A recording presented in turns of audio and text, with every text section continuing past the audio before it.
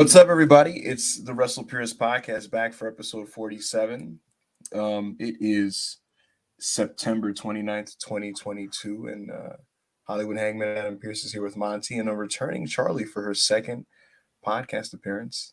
A bit of a low-key day today. Not too much is going on, but we're going to get into yesterday's Dynamite as well as a few news tidbits. So I'll start with Charlie first. Charlie, what's going on?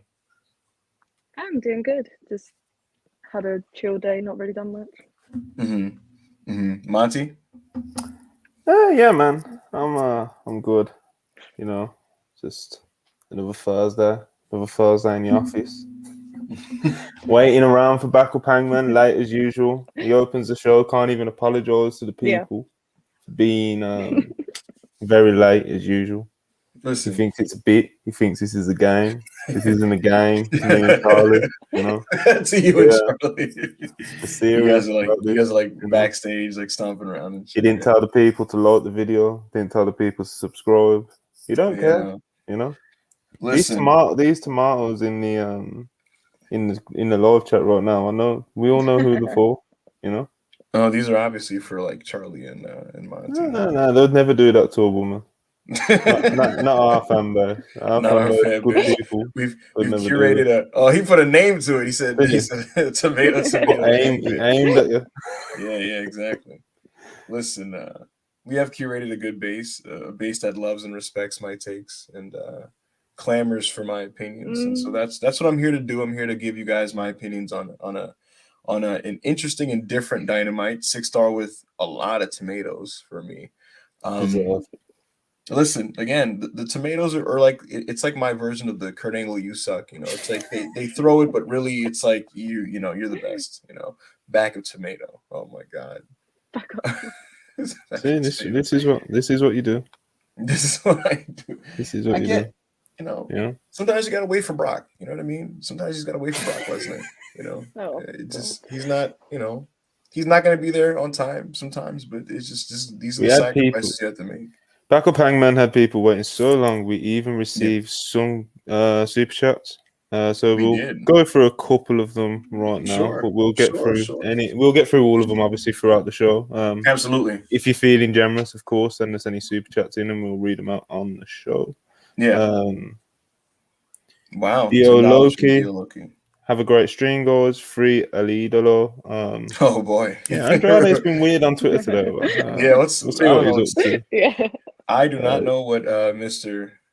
Alidolo is cooking. Chi-Town Spur is $5. Should Sheamus turn on the Peaky Blinder dudes by insulting the Queen? Oh my god. Crazy. That is a. I don't know. Say that. That's a Vince pitch right there. Yeah. I don't say that.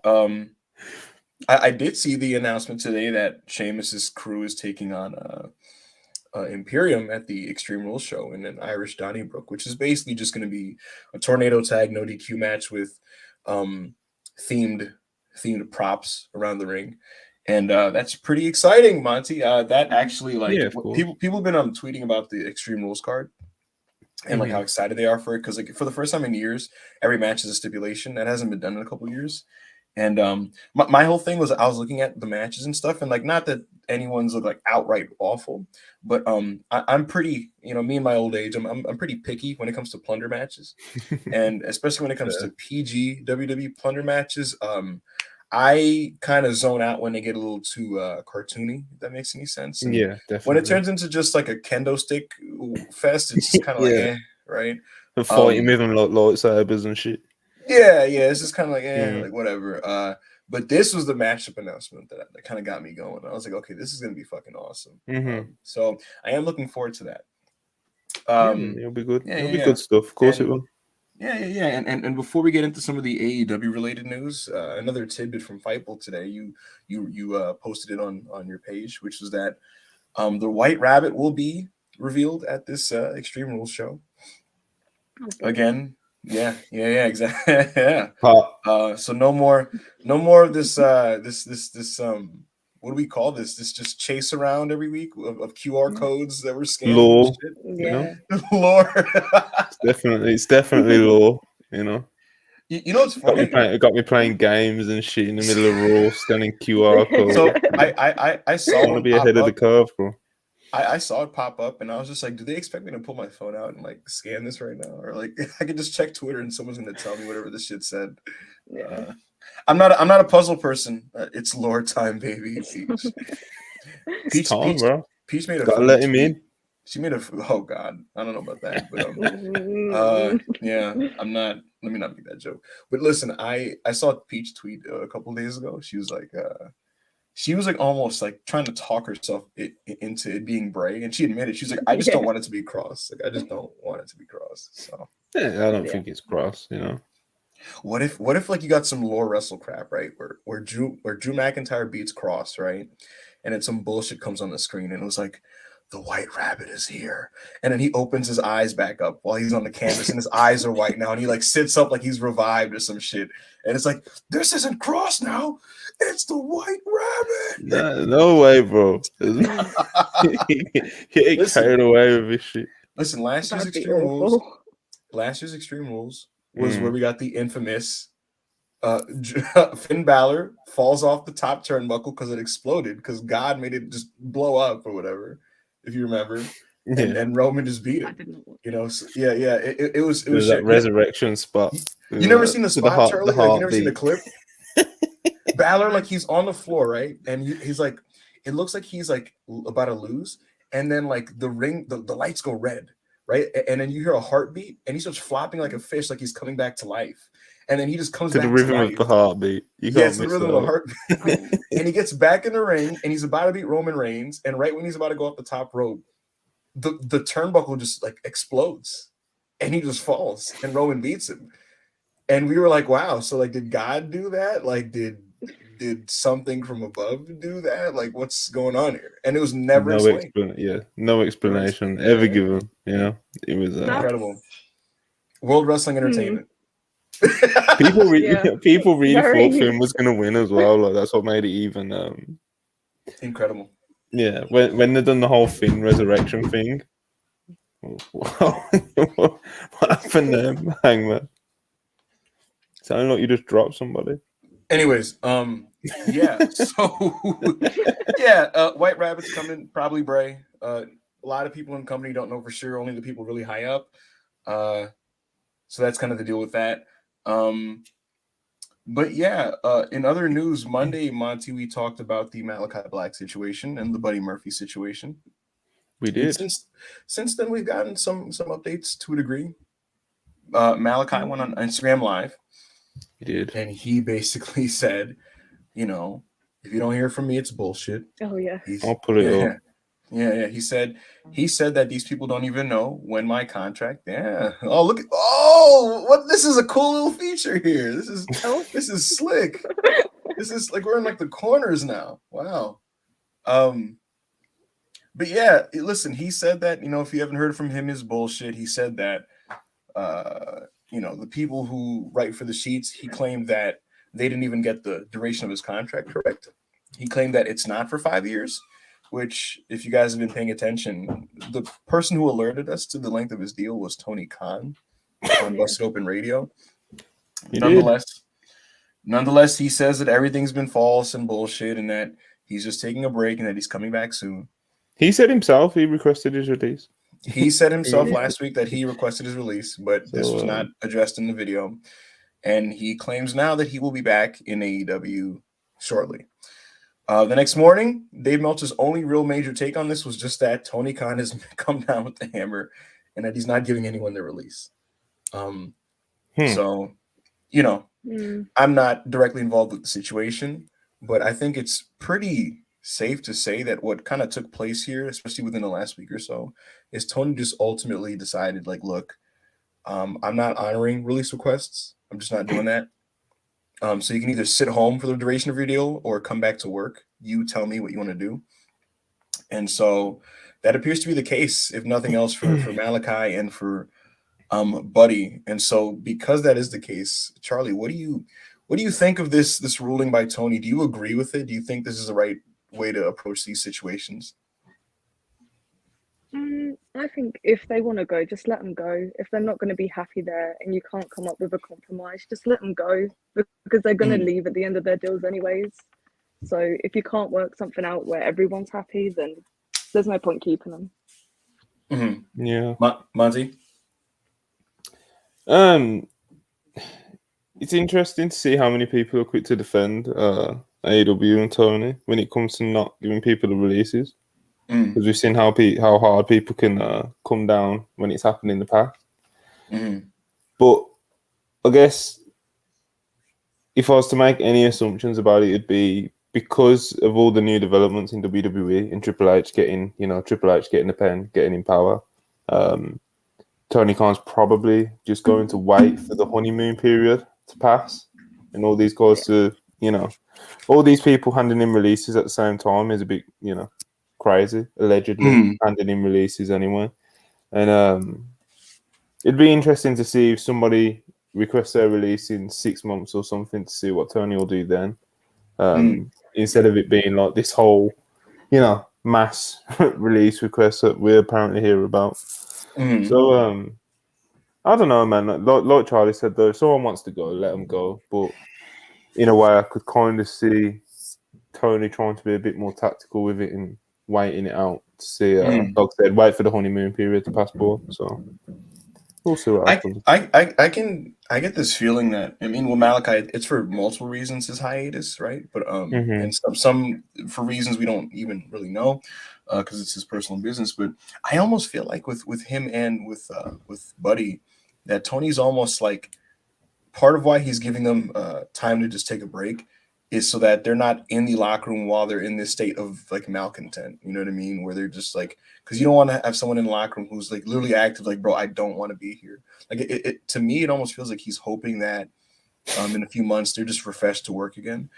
Big AO's personal assistant, 199 Hangman granted me my release, and I've never been happier. Let me address that now. The big elephant in the room.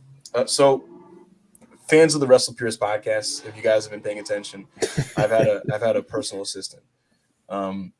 For one reason or another, this individual no longer wanted to work for me. Wanted to work for Big AO, who is not here tonight, but I am, because I don't miss work.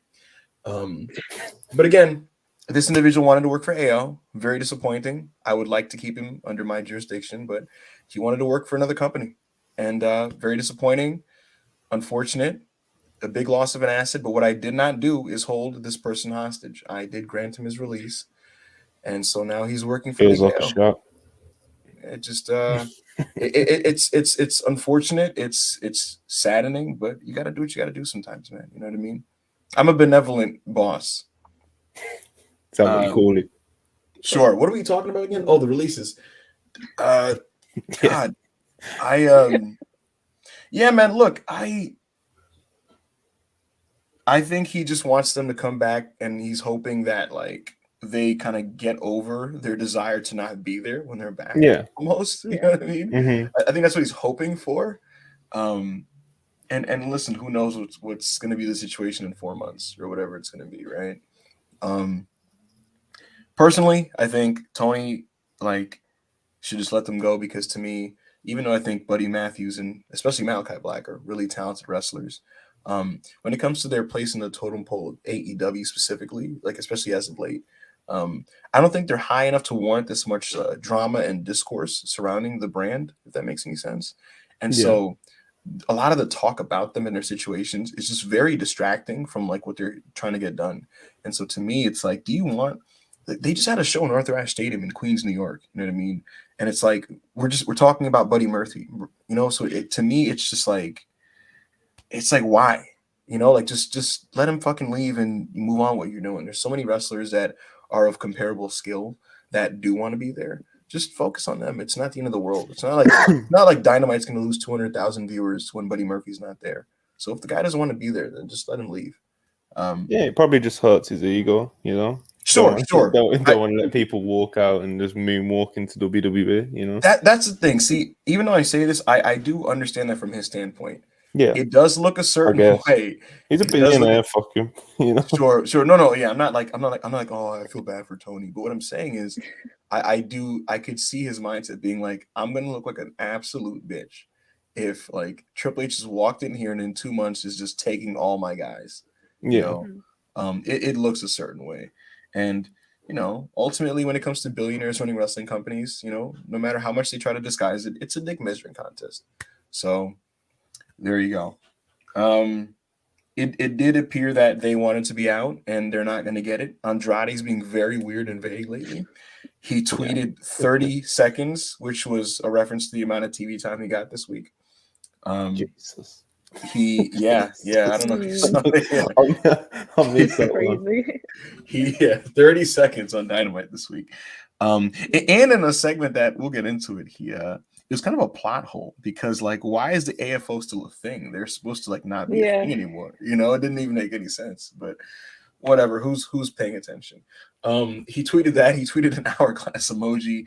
This morning he tweeted hashtag free Alidalo and he posted his view from whatever balcony he was at. I don't know if he's trolling or messing with people. I don't know if he is like actively trying to request his release in a passive aggressive way. Who really knows?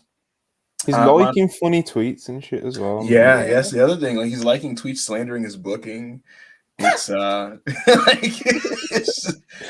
it's almost like either he's just actively like, bro, it's because I want to go, or he just like doesn't care.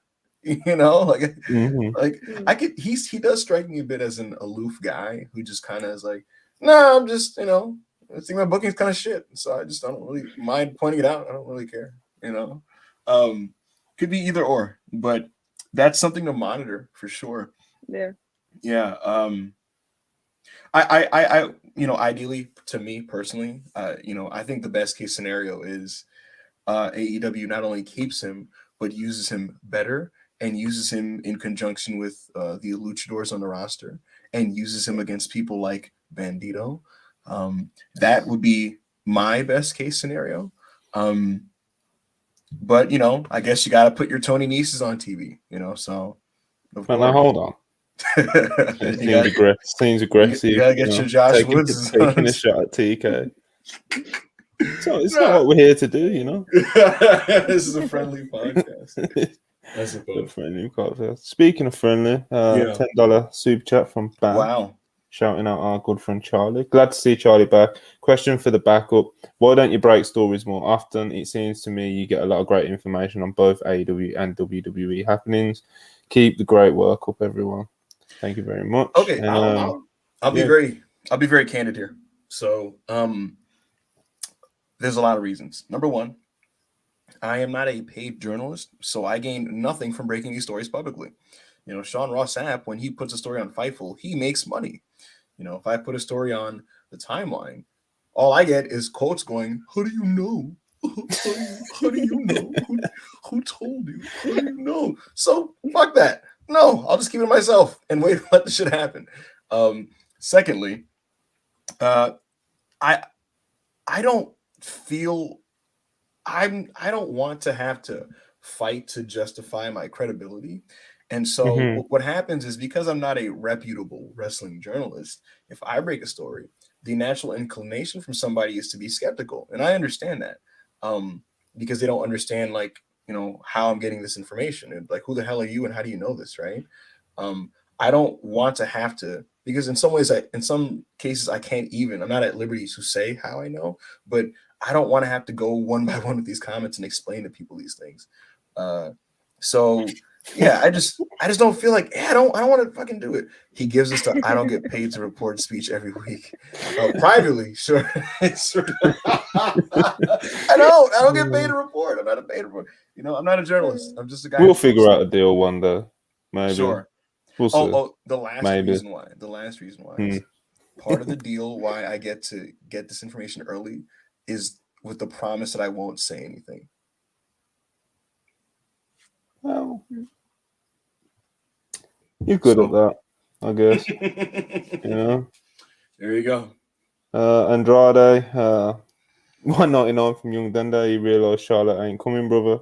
I'm sure they want to be together from the sounds of things. Yeah. So Yeah. whether that's in the fleet or in the Fed, Mhm. who knows? Charlotte has been gone for a suspicious amount of time. It's A weird. suspicious amount of time. She missed the Summers. Dropped the belt and got out of there. You would think she'd be there for one of the big shows, right? She misses SummerSlam. She misses Clash at the Castle in the UK. Mm-hmm. She's just hanging out. You know what's going on with that. Let's just keep an eye on that. Yeah, you know what? I'll drop a scoop there. Fuck it. Why not? You know, I've gotten some lovely super chats. I'll count that as a payment. I was told in the springtime that Charlotte was effectively just mentally done with Vince McMahon. Like she was just tired of dealing with him. So she was like, I'm gonna give Ronda this belt and go home. Fair. Yeah. Yeah, I can't blame her. She was just like, I'm tired of this guy. Yeah. Remember when Ric Flair complained about a booking publicly? Yeah. Yeah. She probably just told him like your dad work sucks, you know. Like so I find it hilarious now. Like ever since CM Punk did in 2014, what a trailblazer, man. Because like Charlotte literally dropped it to Ronda and just told them I'm going home, and they couldn't do shit about it. Like she just did it, and it tells you like wrestlers need to understand their power sometimes because it's like literally depending on where you are in the card, what can they do to you? You know. Look at MJF as well. You know. Yeah. If you're a main eventer and you just tell them you're going home, what are they gonna do? Fire you?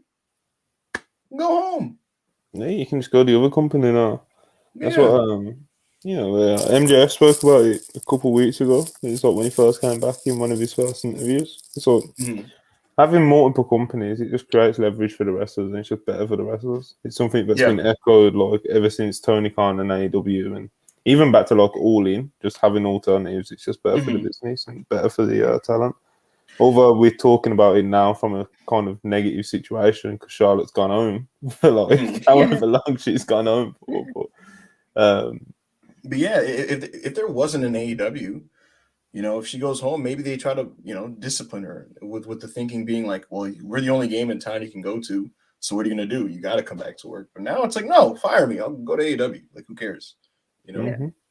$6 with a $19 super chat. Oh my god, this guy's awesome. $6. Charlie, you take this one. Okay. It makes me so happy to see the WrestlePurists brand and channel grow each week. You all put in so much effort into this, and it continues to pay off. Montel, you're the goat for Queen Charlie. So happy to see you back. Hangman.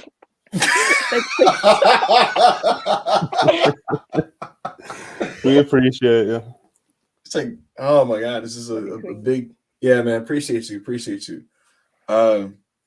Yeah, man. You know what's the funny thing about this, Monty? So like you said, we're in a situation where like wrestlers have a lot of leverage now because of the competition and because it's like, you know, you mistreat me, I'll go to the other side, right? It was a bit different when Vince was around because Vince has a very narrow view of what a wrestler should be and very narrow tastes. So certain wrestlers can't play that game because, you know, it's obvious that only one side will even value you. But now you have a guy in Paul Levesque who has pretty similar tastes in wrestlers to Tony Khan. They think the same types of wrestlers are good for the most part, like generally speaking. So yeah, for a lot of guys, they could kind of play that game of you know, playing in both sides. And so yeah, it's going to be interesting to see, you know, how much money gets tossed at wrestlers when it comes to this type of thing. Oh, we've already kind of seen it. Like Kevin and Sammy, they're both on like 3 to 4 million each now. You know, Kevin Owens and Sami Zayn are now making over $3 million. Kevin Steen and El Generico. These are guys that used to get paid in hot dogs and handshakes, man. Yeah, like that's where we're at now. Mind you, Braun Strowman at just under 2 million was deemed overpaid 2 years ago, and in the 2 years since now, 3 million is just what they're throwing at guys. So it's crazy. The alternative to me, Monty, rather than going, oh my god, let's try to outbid these guys, is to just build guys from within or to sign younger wrestlers before they are super big names and make them into something. And we're already beginning to see that because Carl Fredericks, who was a trainee from LA Dojo, New Japan's LA Dojo, set up by Katsuyori Shibata. Carl Fredericks trained under there, wrestled there for a few years. He was a regular on New Japan Strong. He was spotted in the Performance Center this week. And now, for those who don't know, NXT is going to be debuting their new look, I think either next week or the week after. And among the changes, as Shawn Michaels has said this week, is that they're going to be recruiting talents from Japan and the independent scene, which is pretty much what they were doing with the original Full Sail NXT. So that's the recruitment plan. That's what they're doing. Carl Fredericks was spotted at the PC. I was told 2 months ago. Yeah, not 2 years ago. 2 months ago, I was told that among the places that they would be scouting from, that they were going to be scouting from New Japan Strong.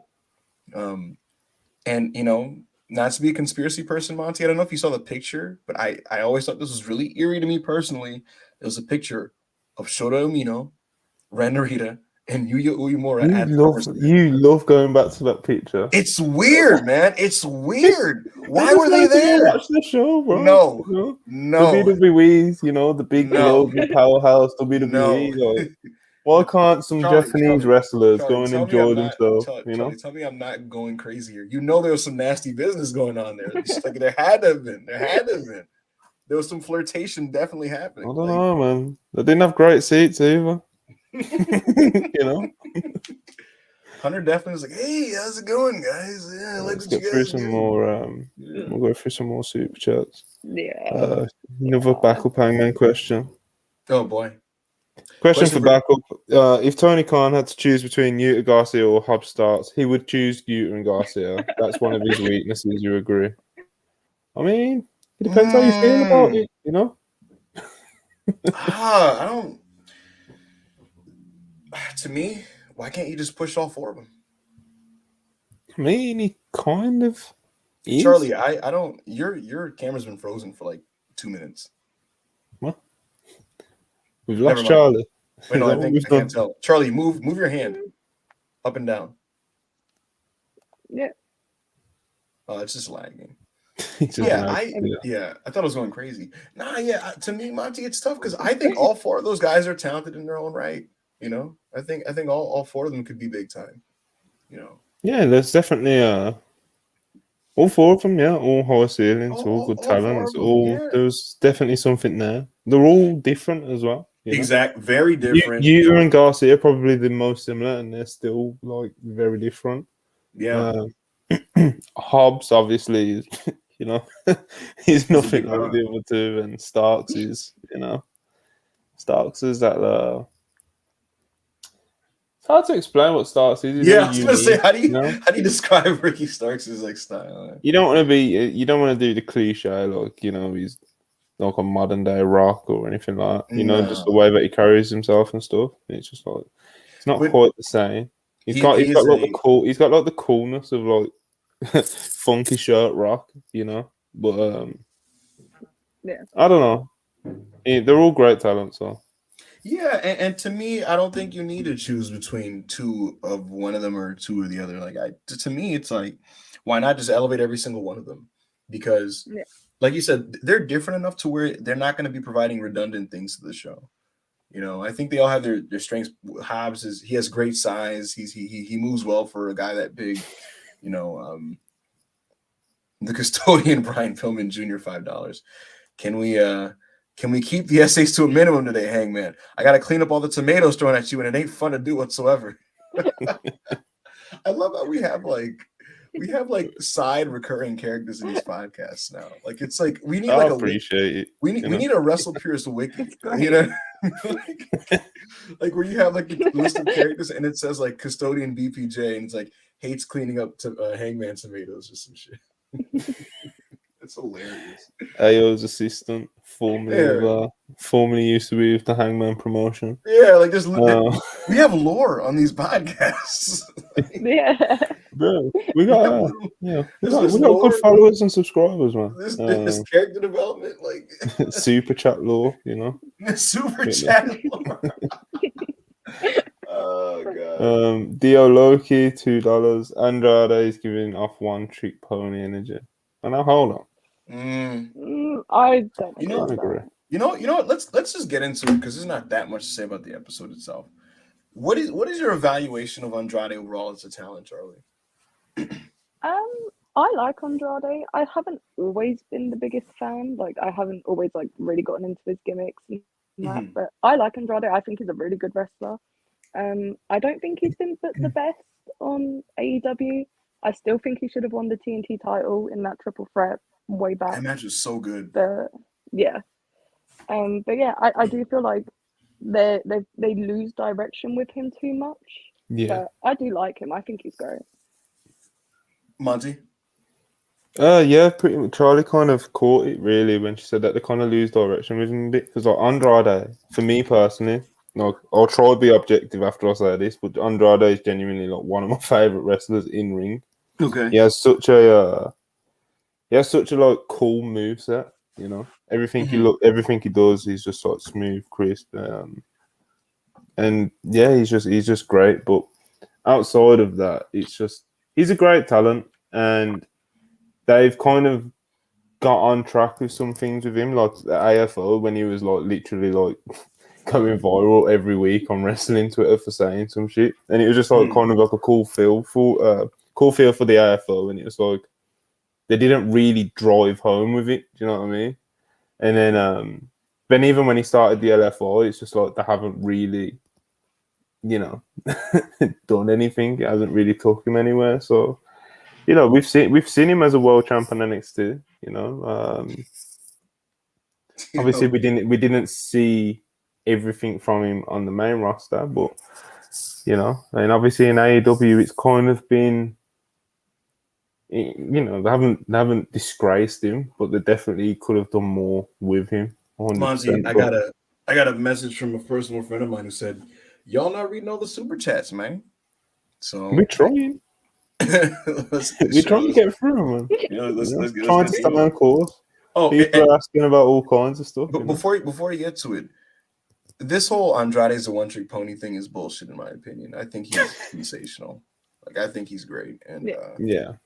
I like you said, it's such a weird, disjointed run where like he'll find some momentum, and you think that he finally figured out like what he's going to be in AEW, and then he just gets off track again, and it's really strange. I remember when he came in, I had questions about his wrestling because he put on a lot of muscle, right?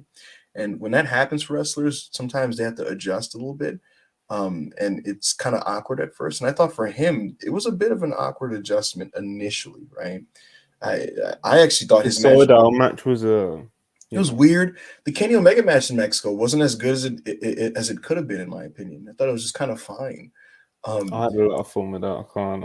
I know it was fun, but like I didn't think it was like the best possible. Ric Flair and Conan. Sure, yeah, it was sure. It popped me, but I like you think Andrade Kenny Omega, you think like 5 stars. You know what I mean? Yeah, it just wasn't that match. It wasn't even set up to be that match. To be honest, no. They were, and so to me, the Pac series was where he figured it out again. He figured out how to wrestle with the muscle weight, right? And I was like, okay, that's him getting on track in ring wise. And my assumption was that Ric Flair was going to come in and be his manager, and then we were going to be off to the races. For obvious reasons, they couldn't do that. And from that point, it's just on and off, like start and stop stuff with him, and it's just really weird.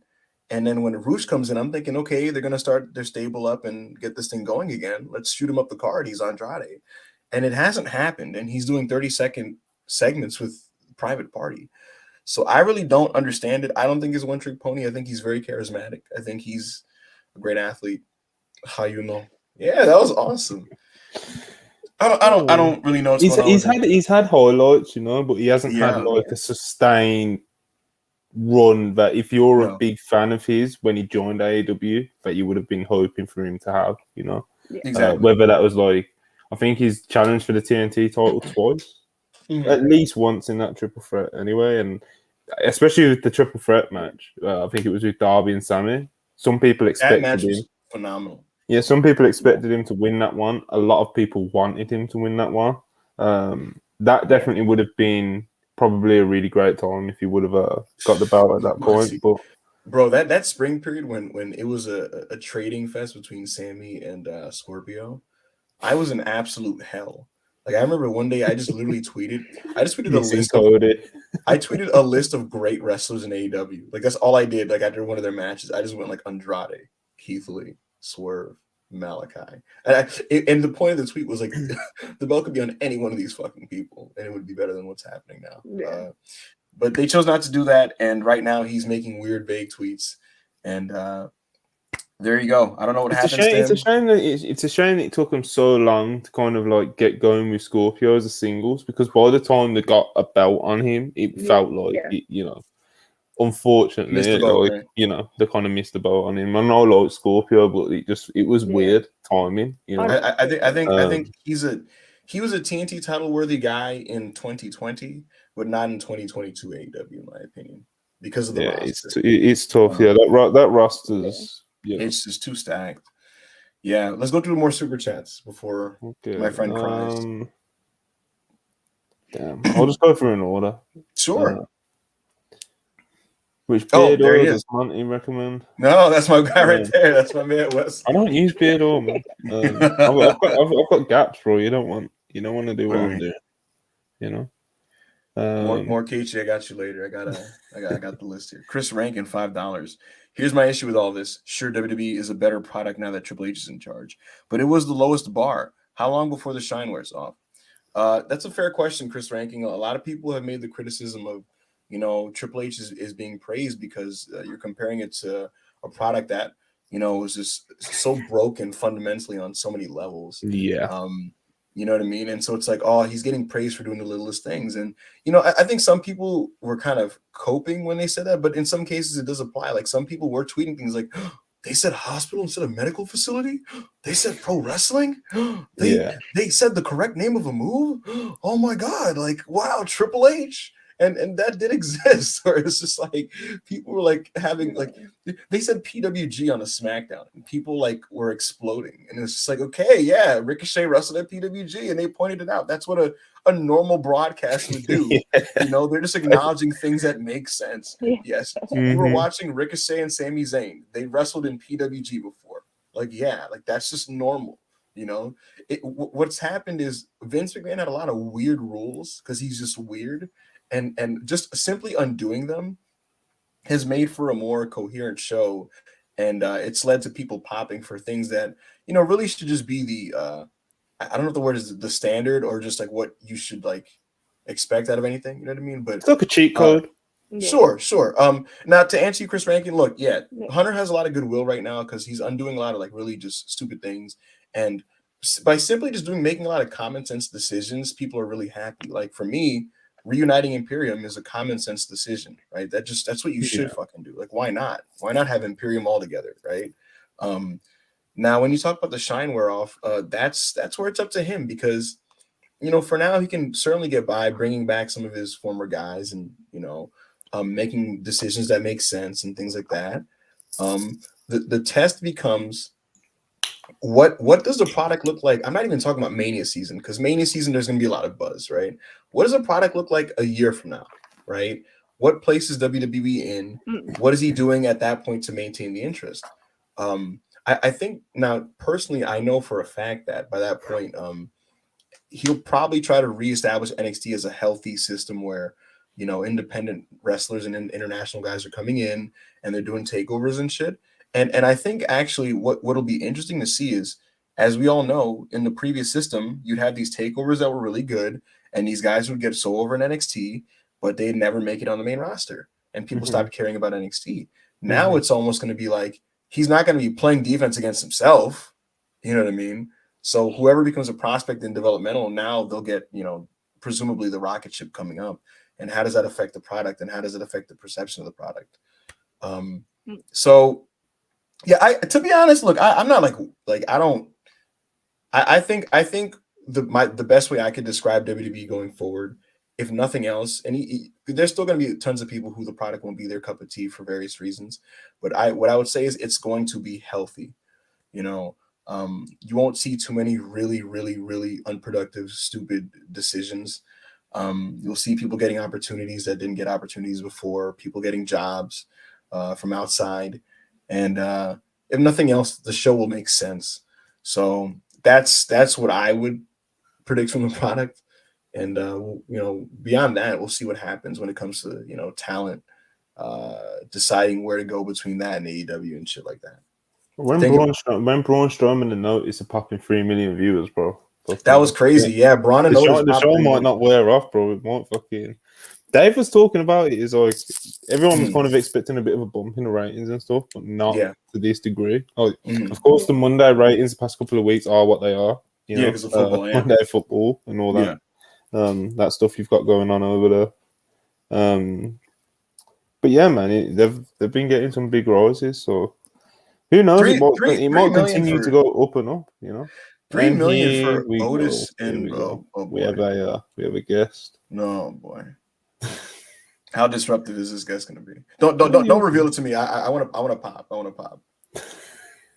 Okay. Is it Anna? It's not Anna. Damn. No. Chris O'Bread, you know, the man himself. He's a woke.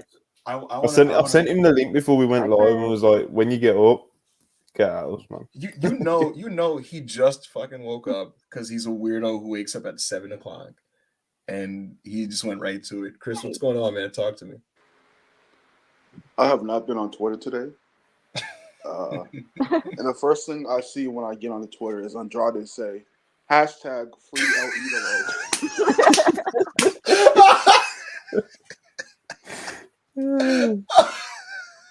What are your thoughts, Chris?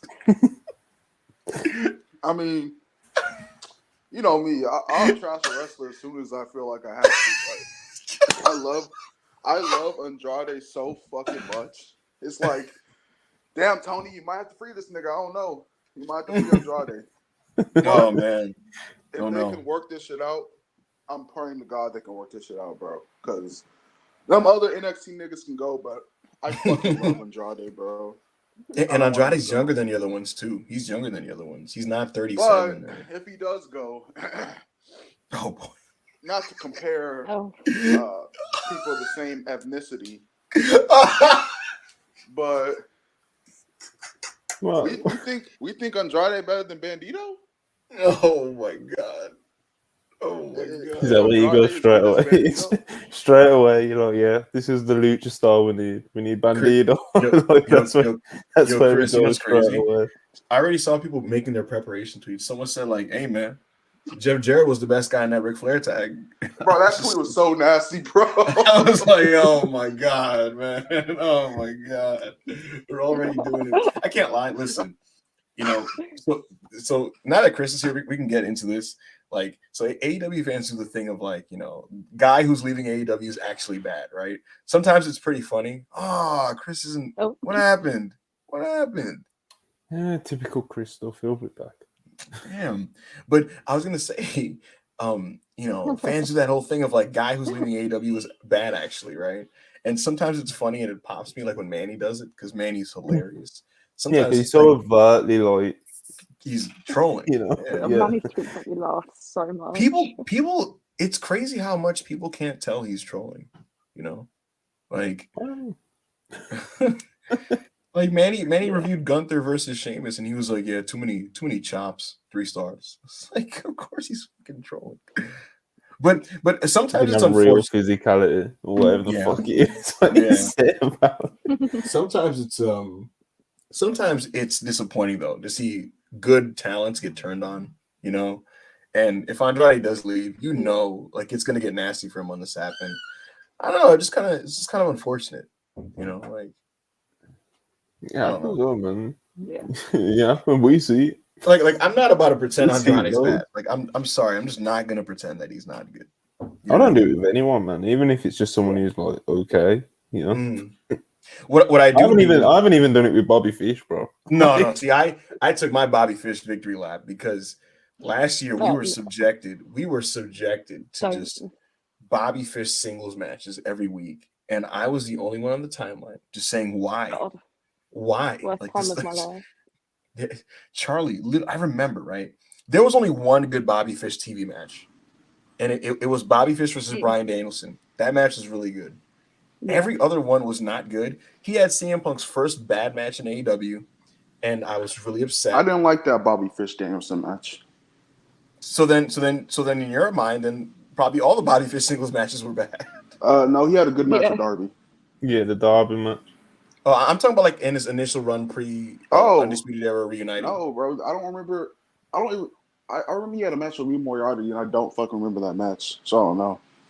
Bro, Look at Chris, this. oh boy. Jenny Barron's $5. Jenny, we love you. I thought Manny was dead serious for the better part of a year. Just took him as a pitiful weirdo. Listen, Jenny, you know why? It's because me and you. No. Here's the thing. See, me and Jenny, we understand satire, right? We understand comedy, but we understand it as it's normally constructed and presented. Manny does his own kind of thing. Like he created a new language. Like I don't know what his I don't know what he's cooking. I don't know. It's like a weird new thing. He's like the Kid Cudi of comedy. He made a new style or some shit. This guy's coming in It's like crazy sarcasm. Like a hint of delusion. It just makes me laugh so much. I feel like he half works himself into a shoot and then says it completely seriously. And the thing is, when you deliver things sarcastically, there's a certain tone that you have to have. Like I could say like, well, obviously Malachi Black is da da da da da, and you know I'm being sarcastic, but he'll just be like, well, I mean, he's black because his last name is Black, right? It's like, wait, what? Like, it's weird. Seth Rollins. I can't tell what that emoji is. I just see. I don't know what that is. See, that's why you need to upgrade your devices. No camera, always late. Devices aren't up to scratch. What are we doing? Yeah. Hey man. Yeah. Anyway, Seth Chris. Rollins, very good wrestler. Are you looking forward to watching him in the fight pit Yes. back up, Hangman? I want him to wear MMA shorts. I want him to wear gloves. God bless. God bless. Could you imagine? I need him. Seth Rollins ready to go, brother. Yeah, taping his wrist. Yes, I need him to dress like a cage fighter. Chris, you there? I have a couple questions for you. No. What's up, Chris? Okay, a couple questions. So I was saying right before you kind of crashed. I was saying how like the routine for AEW fans is to just act like AEW wrestlers are bad when they leave, right? But I'm not looking forward to people doing that with Andrade because he's like really good, you know. I mean, they can do that shit with Malachi. They can do that shit with Buddy, but you can't do that shit with Andrade, bro. That shit's probably racist, bro. You can't do it. That shit's probably. You can do that shit on white boys, but bro, listen, I don't like Buddy Matthews. He's just fucking Kangaroo Kenny Omega. So That's when people say that. I never understand when people say that like as a bad thing. Like being compared to Kenny Omega's not. Do you realize that? Okay, bad. I'm not comparing him to Kenny Omega. Yeah. He just took not all his moves, but he took a good portion of his moveset and did it in a less like.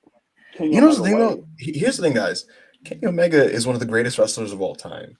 So being an approximation of one of the greatest wrestlers means you're still very good. And you know what's funny, Chris? You know how yesterday we had all that stupid ass discourse about like Mandy Rose's knee strike versus Kenny's knee strike? Oh, I wanted to end my life. Yeah. I wanted to self-mutilate. Someone came in and was like, you don't talk about knee strikes, but no one's talking about Buddy. And posted a video. And I gotta admit, it was a bunch of Buddy knee strikes from WWE. And I was like, yo, Buddy really was cold when he was skinny, bro. Buddy before the steroids. Buddy's got good knee strokes, bro. I'll never forget the one he hit Ren Narita with. I'll never forget that one. Yeah, he absolutely killed Ren Narita with one. Say it again. Y'all remember that Buddy and Okada match? No, hold on. We're getting close now. Is Kenny Omega having a 3-star match with Okada? I don't know. No. One thing I want to ask you, Chris, did you hear what Shawn Michaels said about WWE's recruiting for the new NXT? The Christopher Columbus speech? Christopher Columbus speech? What do you mean? They want to go colonize Japan. That man said, yeah, for this new NXT, we go in Japan and Indies. And Nick would call us athletes, nigga. Chris, you know what's funny? You know Les, Chris? Yeah. So after this podcast, I'm gonna be on Twitter in a space with Gabe Sapolsky, right? And this nigga Les said, if you don't recommend Gabe Sapolsky, Effie, and Alley Catch, you the police. Bro, please do it, bro. Please do it. Could you man him in there? I'm like, hey yo, you heard about Takeshita game? Yo, nigga, you crazy, bro. I'm like, hey yo, Gabe, you heard about Vikingo, my nigga? You're gonna get Gabe on some nasty business, bro. You're gonna send him. He's gonna ask you for a list after the space and shit. Can you imagine? He's like, hey, bro, you really know your stuff, man. Give me a list of who I should tell Hunter to sign. For real. Tell him Matt Taven, Mike Bennett, Effie, Blake Christian. Shit, who else sucks? Blake Christian got that Ring of Honor deal, bro. Jordan Oliver. Yo, now we're just being spiteful. Yo, did y'all know Jordan Oliver's black? Yeah. Bro, he looks. No, let me not say that. No. He does not look like a black man. No, he's clear. Yeah, He I'm looks sure like he a gets black that a man's lot. white baby mama. He's Monty colored, you know. He is not Monty colored. That boy is rice colored. Let Let me stop before he threatens to hurt me. Yeah, right. Monty, if you grew your hair out, would it be an afro? Yeah. No, don't make me bring up the picture of you that we've what picture of me? Is that what? You're talking about the Apollo Crews one? Yo, okay, no. We're gonna do this right here, Monty. You gotta put it on the screen. Put the Apollo Crews picture on the screen, right? And we're gonna ask everybody in the chat, does this look like me? Yo, you don't want this picture. This fucking picture. How can I get one? I'm gonna send it. So much when I saw it. I'm gonna. Charlie, have you seen the picture? Carry on what you do. Carry on what you're talking about while I sure. Yeah, while he's looking for it. What did I want to ask, yo? Chris, did you see the nasty stuff that Dave and Brian were implying last night? Bro, I saw some nigga sent it into my Discord. Yeah. First off, this nigga a super follower. What the fuck? Why are you a super follower? And I was like, and then Brian Edwards was like, something big is coming for WWE. I'm like, oh my god, these niggas bought New Japan. Oh. Nah, that would be crazy. But what was nasty to me was someone talking about like, hey man, whoever did sign Bandito gonna look real dumb. And then Dave just goes, it's gonna be an interesting next 2 weeks. And mind you, the next 2 weeks are the Fed season premiere shows. So I was like, yo, what is going on, yo? Like, what's going on here? Nah, bro. Bandito better be signed to AEW, bro. I feel like he is, but bro, I don't know. Bro, that tweet putting the fear of fucking God in my heart. Bro, if Tony brought this man on TV and he was signed to Paul Levesque, he's remedial, bro. Like, what do you like? You know what I'm saying? Oh my god! Like, that's so nasty. Yeah. No way. I'm gonna assume he signed because, like, bro, getting the main event of Dynamite, bro. Like the video of after the show as well. Yeah, that's what I'm saying. He wrestles Chris Jericho in the main event. He's hugging up on Tony on the stage, and he's like, Bandito, give it up for Bandito. He's going insane. Like, come on, like that's a signed wrestler, right? Like, I'm not going like that's a. There's no way he's hugging a guy like that who's gonna be on Raw in a week. Like, there's no way. There's no. Yo, Chris. It sounds like I'm speaking to a fan. Chris, if that happens, we got to do a Tony slander space. I will be on this man's ass, bro. Man, and Tony Khan's finally earned my grace, bro. He finally earned back my good grace. Has he? Chris, fix your Wi-Fi or whatever the fuck is going on with your shit. You sound mad crazy.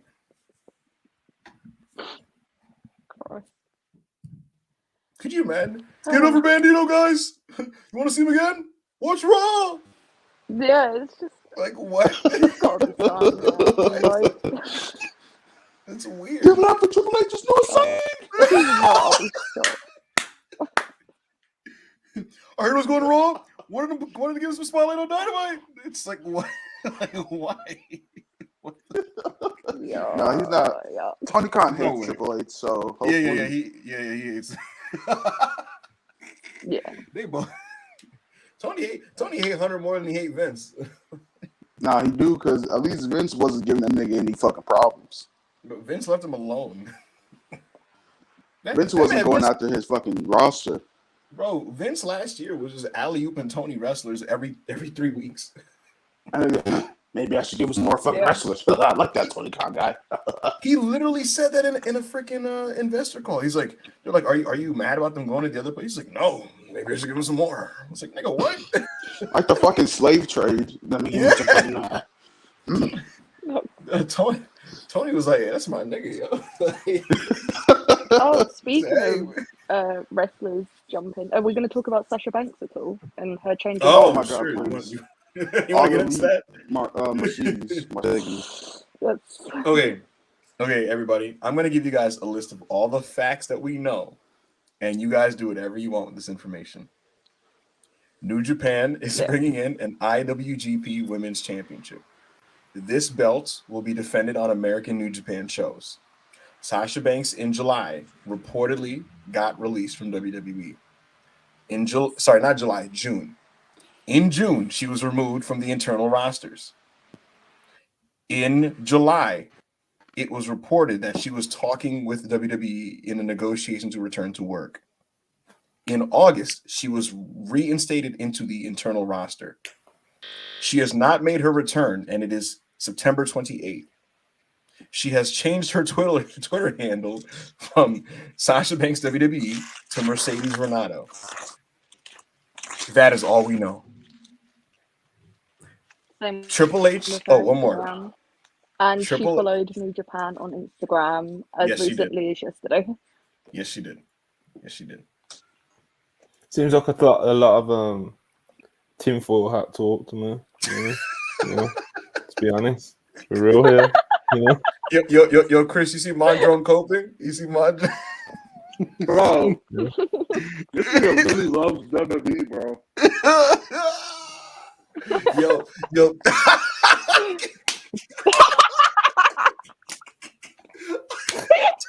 You're so nasty, Monty. Yo.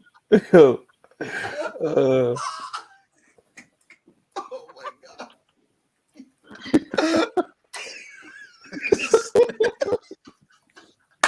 I don't want to take it off.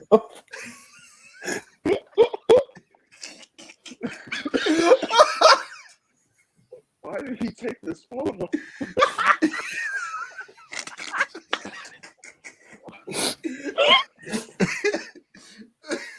My ribs. Oh my god. Yo. Took me by surprise. Oh, you know what kills me, bro? Like, you know, there's a good percentage of the chat that don't know what Back of Hangman looks like. It's right oh there, my everyone. god. I don't look like this. I don't look like this. Yeah, you did. I don't look like this. Yo, someone who's watching this, right? Screenshot this and post this on Twitter. This is the view of the YouTube video. Yo, take this off, yo. Take this off. Take this shit. Yo. Oh my god. We have a good time. You know? This is what Monty does because he's mad that Sasha Banks is going to be wrestling in a New Japan ring and winning their belts. Now, in all seriousness, go ahead, Chris, get your shit off. I just say, you know, I'm looking forward to Tony Storm versus Mercedes.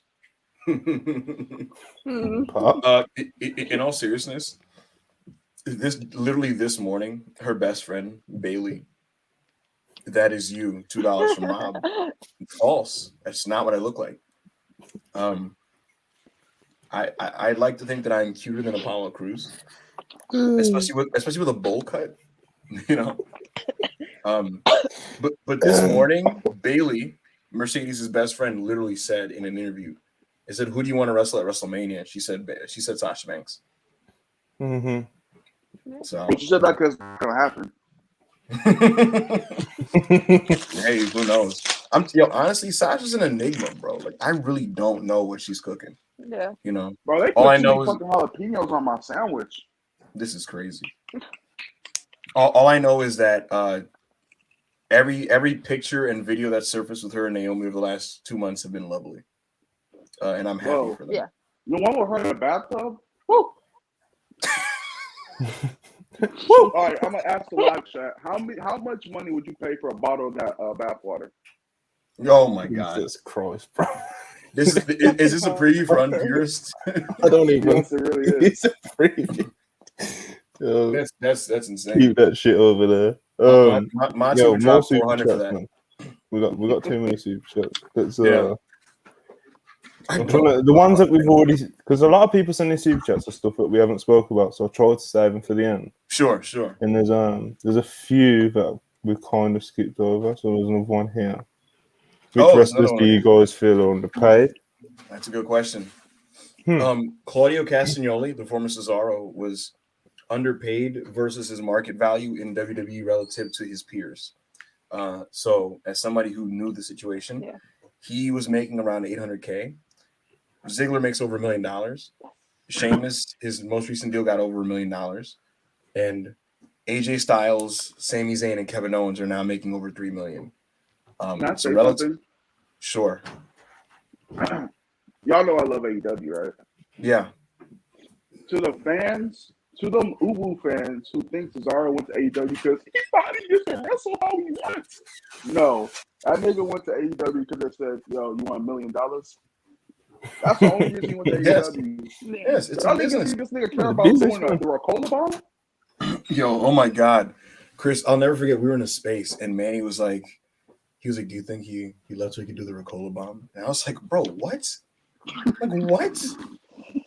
Do you think a 40-year-old man is sitting there like, I want to switch companies so I can do a move?" A power bomb. Crazy. I think that's crazy. Far 522 $20. Tony seems to not have any real long-term intentions with some of the ex-WWE signings. At this point, let those that want out go and those that want to help stay. Keep up the good work, guys. Appreciate you. And well, keep on driving. The thing about the long-term intentions is definitely something, because there's what me and Charlie were saying earlier about Andrade. Like, it seems like he gets on something, then all of a sudden he gets kind of like off track and it don't get driven home the way that you'd like. And you could say that with Miro, Malachi, a lot of these guys that he's probably being alluded to. People ask for release, is he? No. I asked around about Miro. I almost assumed he'd be one based on his handling, but I was told that he has not asked for his release at all. Bro, people think all these niggas are just Triple H merchants. Listen, bro, Miro wasn't in the black and gold where Triple H, was doing all these indie fests, bro. He was Vince actually booked him pretty well his initial run. He was a Dusty Rhodes project, and he got called up fairly quickly. And like you said, he's a Vince project. Go ahead. I'm just saying, bro. Not all these niggas want to just go to Raw because they do fucking indie fest sleep sessions now. They don't care, bro. Yeah. Whoever's gonna pay the most money for Miro, they want that. And a lot of these guys who are already in AEW who are gonna jump ship, I'll say a lot of these niggas are some Vince merchants, bro. They don't like Triple H. The thing that to go back to the super chat as well, about the long term thing.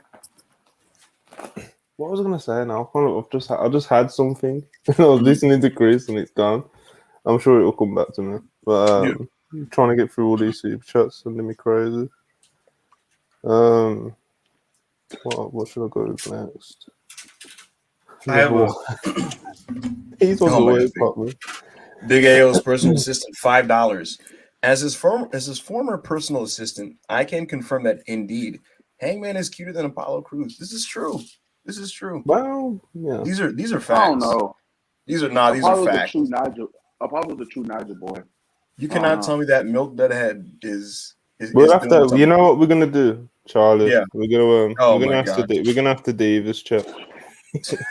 Oh my Yes. God. Yes. Oh my Whoa, God. why they put That's so a many deal. jalapenos on my sandwich?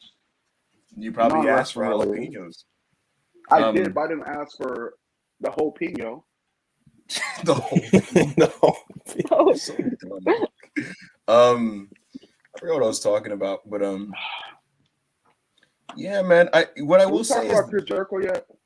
no, No, we're not yet. saving. We'll We get waited there. for you. That's your man's. That's your That's man's. really why I don't even care about Dynamite other than Chris Jericho Yeah. segments. I'll be honest. This Dynamite was Yeah. this Dynamite was amazing, Tony. I loved it. Keep up the good work. See, you see how his signal's breaking up when he's trying to praise it. It's like a song, you know.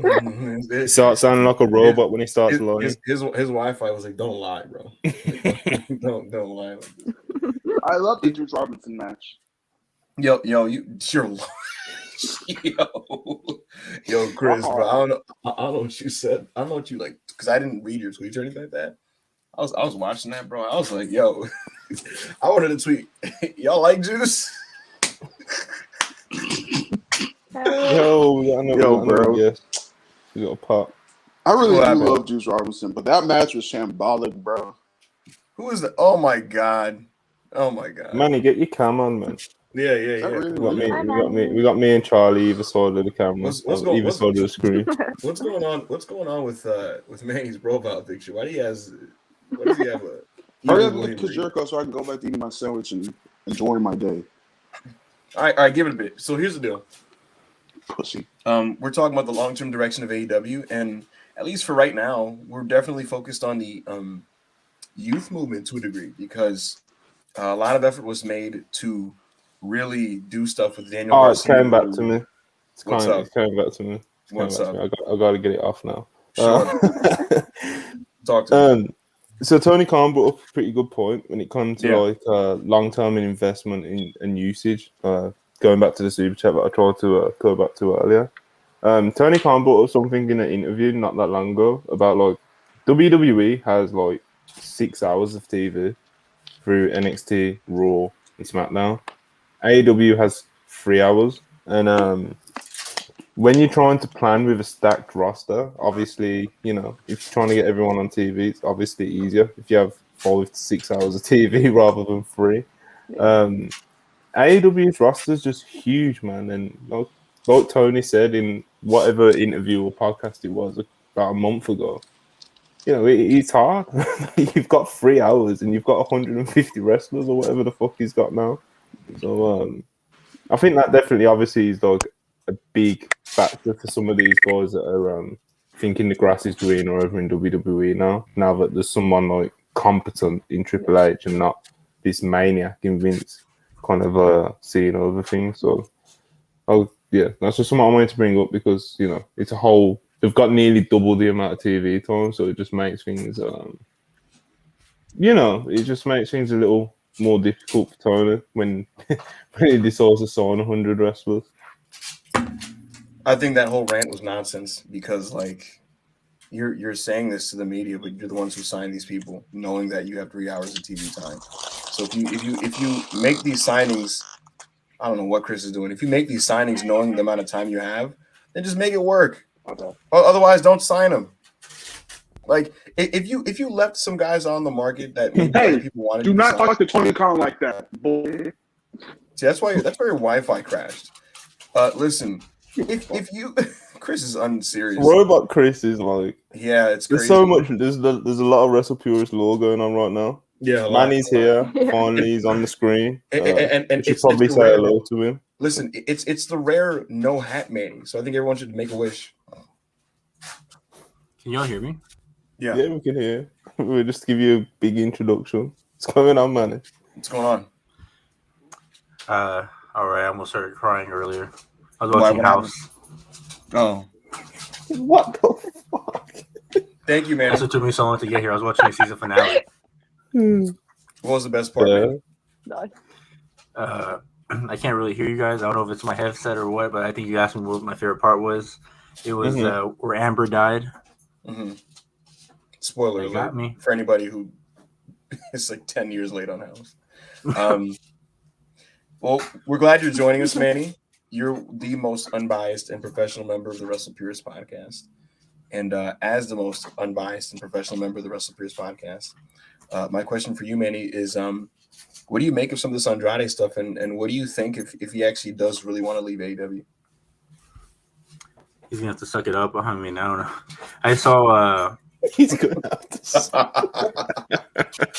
I don't know. Did you see? I know Rob Viper was talking about it earlier. He just said that wherever Bandito shows up, Andrade just happens at the same time. It'd be like he has to leave the promotion. Really? Yeah.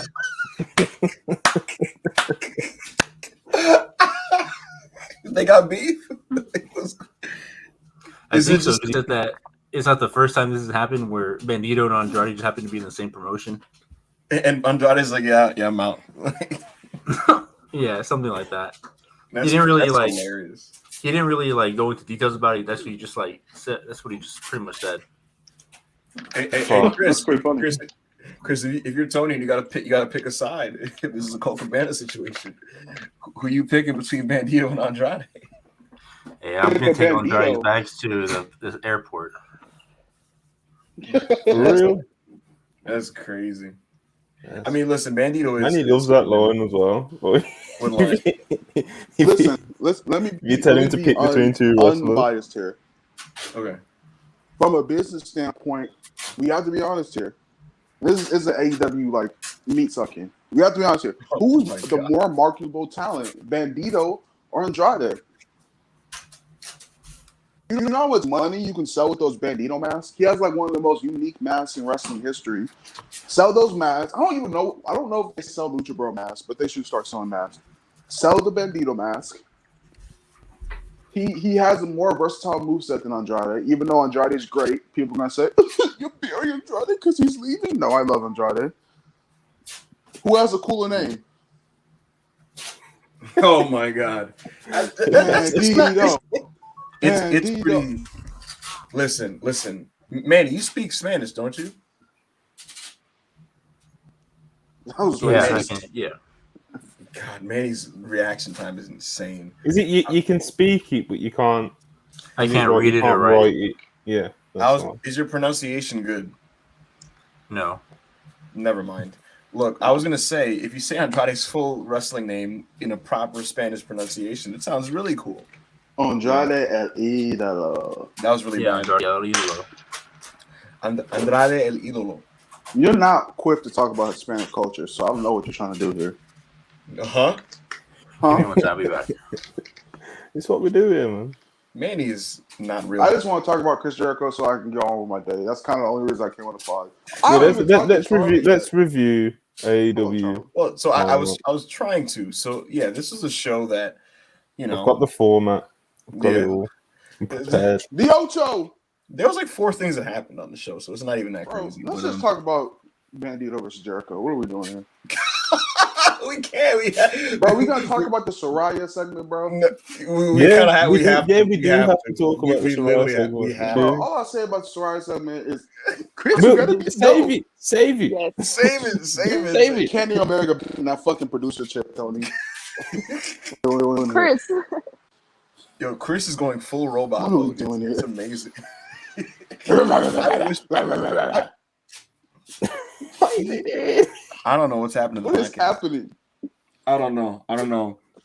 There's a lot going on. Charlie, how would you describe this opening segment of Dynamite? If you had to summarize it to the listeners. What was it? Give us a summary. Give us a summary. Stuff. Yeah. It was very No. WWE-esque. No. Don't give your opinion yet. Just give us a summary. I want a Charlie recap of what happened. Oh God. Okay. Well, the Jets. There was a whole lot of talking, and I was a whole lot of listening. Mm-hmm. Yeah, I only really tuned in when Bryan Danielson came out. So. Oh my God, you were zoning out. Like, what's going on here? It just sure was a segment. I've seen a lot of discourse about it on Twitter though. Luigi Primo. I mean, I started paying attention. Oh shit, yeah. Like Danny was talking, and then Bryan came out. Yeah. Oh, God, Did you I see when forgot Jericho about gave? that. Did you see when Jericho gave Daniel But yeah, Garcia I a don't bucket know. hat? It was. Yes, I did see that. It was something. Manny, how would I don't know. you It's summarize the just, segment? it was a segment. You're talking about the inner circle one? JAS. Oh, JS. You know, it was just a segment. Everybody looked cool. That bucket hat was crazy to me. Yeah. I don't know why. Buckhead 2022 is wild. Yeah, I know. Walking around like thinking Schoolboy Q or something. I don't know. It was cool, the whole thing. And then I also just like Jericho's tone where he's able to do something silly, something serious real quick. And like 2.0, I think are showing their worth in this kind of segment because we know their relationship with Garcia and the way they were able to just turn it around and just make it kind of feel like that is kind of like some whole shit, you know, that he just like decided to just bounce on 2.0 like that. Yeah. Matt Menard was great in that bit. Yeah. Okay, listen, this segment was awesome, and it's just here's the thing with Chris Jericho. He has so many just wacky ideas, and when you watch him on AEW, it's very obvious that he has like a gigantic ego. And what I mean by this is, you know, his mindset going in all these segments is like, I'll get this over because I'm Chris Jericho. And you know, if we just delete the pandemic out of the history of AEW, 90% of the time he gets it over. You know, because in the pandemic there was a lot of duds, but you know, his whole shtick is heavily reliant on crowd reactions. To me, he has a bit of his year one Le Champion swagger back. And the whole setup was preposterous. They're all in purple suits.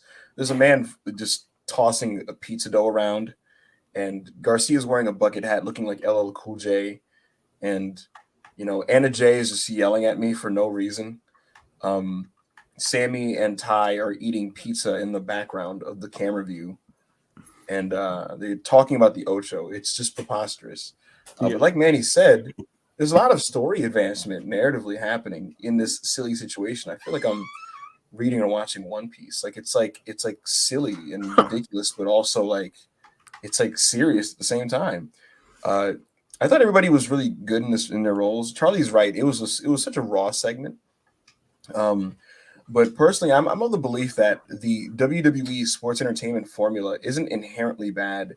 It's dependent on how interested you are in the storyline that they're portraying and how well the situation is executed. And so in this segment, like you guys said, Menard was great. I thought Jericho was really good. Garcia really did well. I thought the bit where he was like, if I push Luigi Primo, is that entertaining? If I knock these pizzas over, would that be entertaining? And then he leans over and looks at the crowd, and they're in the palm of his hands, and he said, if I team with Bryan Danielson, would that be entertaining? I thought that was really well done. Hey man, I also want to say that we saw a good, like the Jericho, I think is the best example of sports entertainment. Then the Page one was a bad example of it because it was the same thing pretty much. Absolutely. But we just saw like just two different people handling it in a better and worse situation. You know. I told my friend this, Manny, last night. No, we're gonna ignore that. We're gonna ignore that chat. We're not doing this. Listen, I said this to my friend yesterday. Last night was a Raw episode, and there are certain guys that are great in a Monday Night Raw setting, like Chris Jericho, and then there's people who just are shambolic in it. You know, like you know, they did the WWE format, and some people could thrive in that, but there's others that it just doesn't work for. And I think overall for the show, I don't know if this is a format you want to go with going forward. And I'd like to give it some leeway and think that maybe some of it has to do with missing talents because of the hurricane. But yeah, it was just kind of weird. Like other people's talking segments just didn't work for me, even though Jericho's did. Regarding this opening, I actually got really excited when Garcia said that he was going to team with Danielson. I think that him and Danielson versus Guevara and Jericho was a really, really interesting matchup. So I like the opening segment. Danielson did the WWE trademark. Well, then let's do this right here, right now. And we got the impromptu match coming right after it with Matt Menard. I didn't think anything of the match, but that was interesting. Chris, talk about your boy Chris Jericho. Chris. Before Chris goes, I just want to say something else. Like this Jericho thing also like moved along two storylines. It moved along. It foreshadowed Garcia eventually beating him for the title, and then later on in the show, it shows Jericho going on a quest to beat every great ROH champ. So, and him trying to take over ROH. So I think that was cool too. In one show, they established two major ROH storylines. Chris, what do you think of the opening segment? My Wi-Fi is cooked. Can y'all hear me? Yes. Yeah. What do you think of the opening My segment? Wi-Fi is cooked. You said this 3 times. Chris Jericho's the best of all time. Anything else? The Ocho. Anything else? The Ocho. Anything else? Big Ocho. Anything else? Already better than Gresham's reign. Anything else? Already better than Gresham's reign. Are you saying anything else, or is this a fucking loop? Is my Wi-Fi fucked? No, I was just letting you get all your shit off. I know you know, sometimes you think in bullet points, so I wanted you to kind of just get that off your chest, you know. My Anything else? I think my Wi-Fi is cooked, bro. No one's moving for me. bro. Oh, listen, you gotta just know. No, your sound's fine. No, your sound is good though. Yeah. As long as you can hear us. Oh, okay. Well, Yeah. well, yeah. I think Chris Jericho. Yeah, people know Chris Jericho's. I think is the best wrestler of all time. And he continues to show it with his longevity in both his segments, and which people. I think Jericho brings a lot to AEW in his wrestling, which is still at a high level, but how well he can orchestrate a segment, you know, and how well he can. And once again, putting Daniel Garcia. I don't know if niggas are hearing me anymore. Yeah, we are. I can hear you anyway. Yeah. He just decided to give up. Yo, we lost him. Chris is cooked He's today. cooked. Yeah. So Matt Menard faced Danielson. Does anyone have anything to say about this match? I think it was pretty much a nothing match, right? Fucking Rob. No, I don't got anything else to say about it. Yeah, it was totally. Look, Bryan Danielson doesn't have bad matches. You know what I mean? So like, it's totally fine. Monty, I don't know if you noticed this. I tweeted this.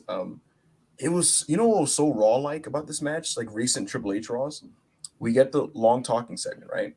Then we go to the match that is spun off the talking segment, and then in the match, the heel stablemate tries to get involved, and a babyface chases off the heel stablemate out of the arena or at the venue, and then leading to the babyface winning the match. This has been done.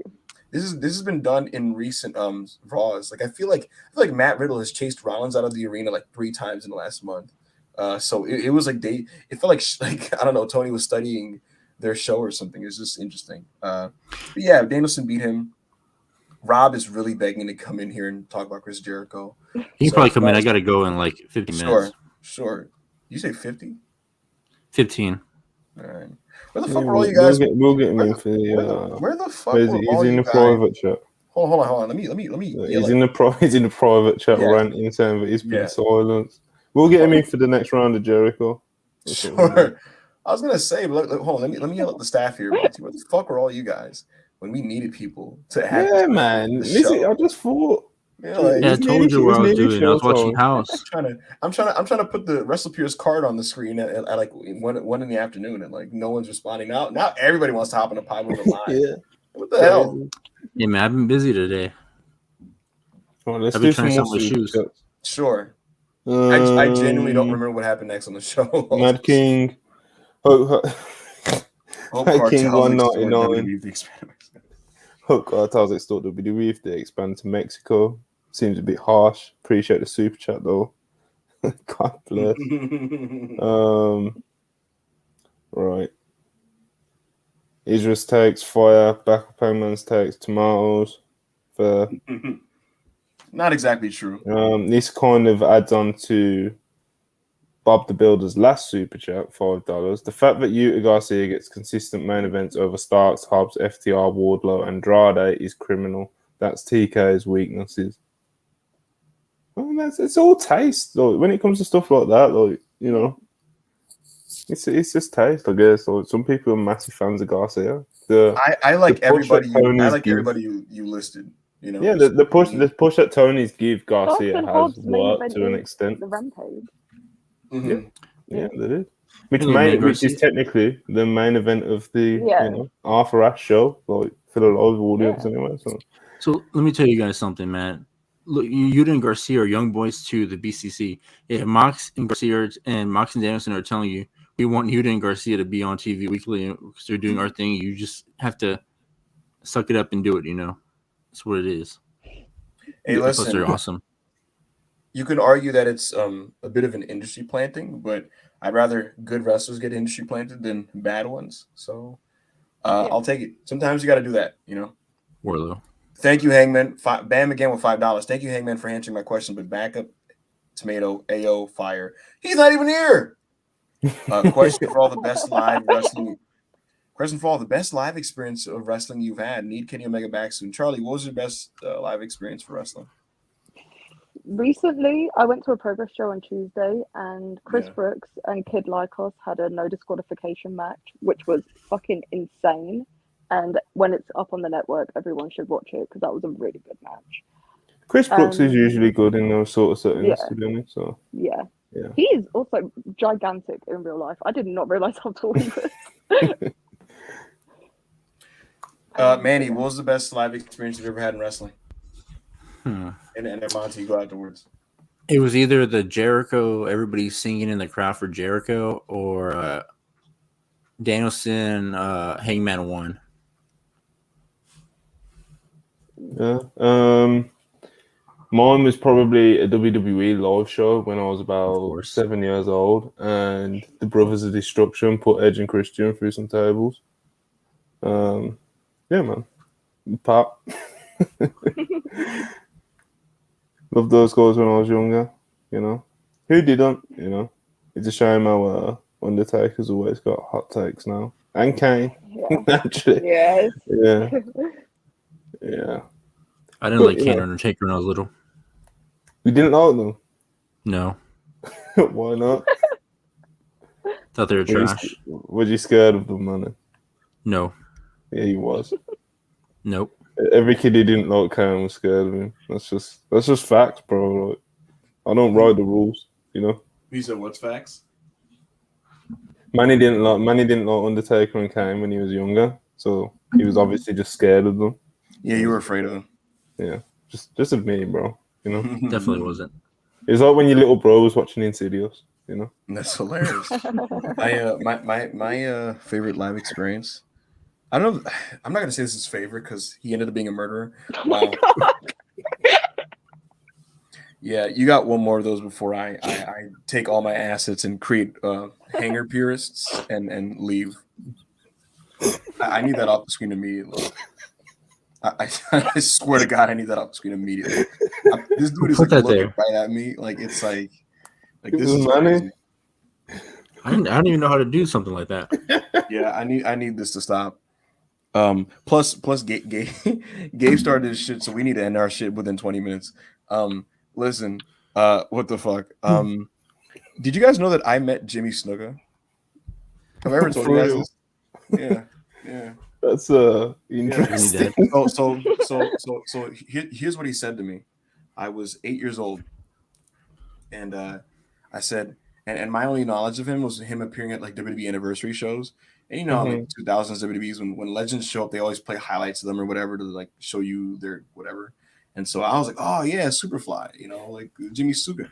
And so I met him and at like an indie show, and the show was basically like washed up 80s WWF legends wrestling each other. Like that was the show. That was the theme of the show. And I saw Jimmy, and I was like, Superfly, I'm a big fan. And he was like, you say you're a big fan, brother? You're a fucking baby. You're not a big fan, brother. You're a fucking baby. And I was just like, damn. And he goes, what's your favorite match? And I was just like, I didn't know what to say. So I was just quiet. And he said, so you're a baby and a liar. And he's like, sends my paper. He just signs like my little thingy and then gives it to me. And I was just like, thank you. And that was it. And I'll just never forget this. He was the first wrestler I spoke to. Probably just would have called me a killed you fucking liar. if you weren't in public. Yeah, he basically just said like you're a fraud, and I was like, damn, I am. He got me. Rob in the chat in our internal chat said, "Bro got little bro by a murderer." Yeah, that's crazy. Yeah. He worked Brutus. He worked Brutus the Barber Beefcake in the main event. I'm sure that was fun. About a 1.5 stars. Yeah. So Dynamite. Let's get back to it. Let's Did anything else, let's fly through this thing. bro? There's nothing Fly else to through. talk about except There the is, pace man. thing in the There main is. event. We're doing it. No, I said We're the doing pace. it. No, we're doing it. We're What was it? professionals. Oh, So Mox. Wheeler Utah. Oh Utah. yeah. There was a segment announced which was supposed to be MJF speaks. Wheeler Utah comes out in front of like, interruption vibes, cuts a promo, we'll call it. On MJF. MJF comes out, they go back and forth. Yeah. This happened. Yeah. Any you said earlier about the first promo segment kind of being like the only good promo segment on the show. Obviously this was another one. This wasn't amazing. Tony Khan kind of I don't know, man. At least he's letting Wheeler try and get better on the stick. Yeah. Yes. Last week he went toe to toe with MJF. This week he cut a full-on promo on him and went back and forth with him a bit more. Hopefully it pays off, because obviously there's let's call it growing pains to be polite, He wasn't the most electric promo ever, but hopefully given these opportunities he can nail it down a bit more. Yeah. I don't know if anyone else has got any more takes on the segment. Fuck yeah. I doubt it. No, Everyone wants to skip through. Yeah. So It was just kind of there. Yeah, so here's my thing on Wheeler Yuta. I didn't think his promo delivery was the best, but at the same time, I support young wrestlers being thrown into the deep water like this because there's only so long you can hide behind a pre-tape and a veteran speaking for you. I think as much as Tony probably thinks that helps these wrestlers, really what helps them is getting their own reps, speaking comfortably by themselves, and you have to deal with some of the growing pains that come with that. And so to me, yeah, was he the best here in terms of delivery? Not completely, but he didn't totally bomb and he got over. And with more experience doing these types of segments, he's going to get better. Look at Roman Reigns' charisma and delivery now. It's Daniel Garcia, bro. Well, sure, but here's an example. You look at Roman Reigns now when he talks and stuff, and he comes off like a star. But if you go back to Roman Reigns' promos in 2015, they were abhorrent, And so that's just how it is sometimes. You got to throw these guys in the deep water and see what happens. Wheeler Yuta will be at some point a very competent wrestling promo. And so I support Tony Khan putting young wrestlers in this situation. That's really my only opinion on this whole bit. Yeah. Yeah. Manny looks super interested. Yeah. Oh, sorry. I was reading a Paramore tweet. It's cool. It's cool, man. You're good. Next up, that we need to break this down. Lethal cut a Jay Lethal and the boys, Sanjay and Satnam. They cut a promo on Darby. Next. Darby went back and forth. Lethal said he's going to do it on his own next week. We'll see if that's true. Next up, we had John Moxley versus Juice Robinson, and I know we've got a super chat on this one. Yeah. Mason, $20. Wow. Juice versus Mox was okay, but the trajectory of Juice Robinson has been very sad. He was one of the best faces in the world, and his first 2 matches with Moxley were incredible. Unlike this, New Japan booking really killed his passion. It's deep. Yo, the match was good.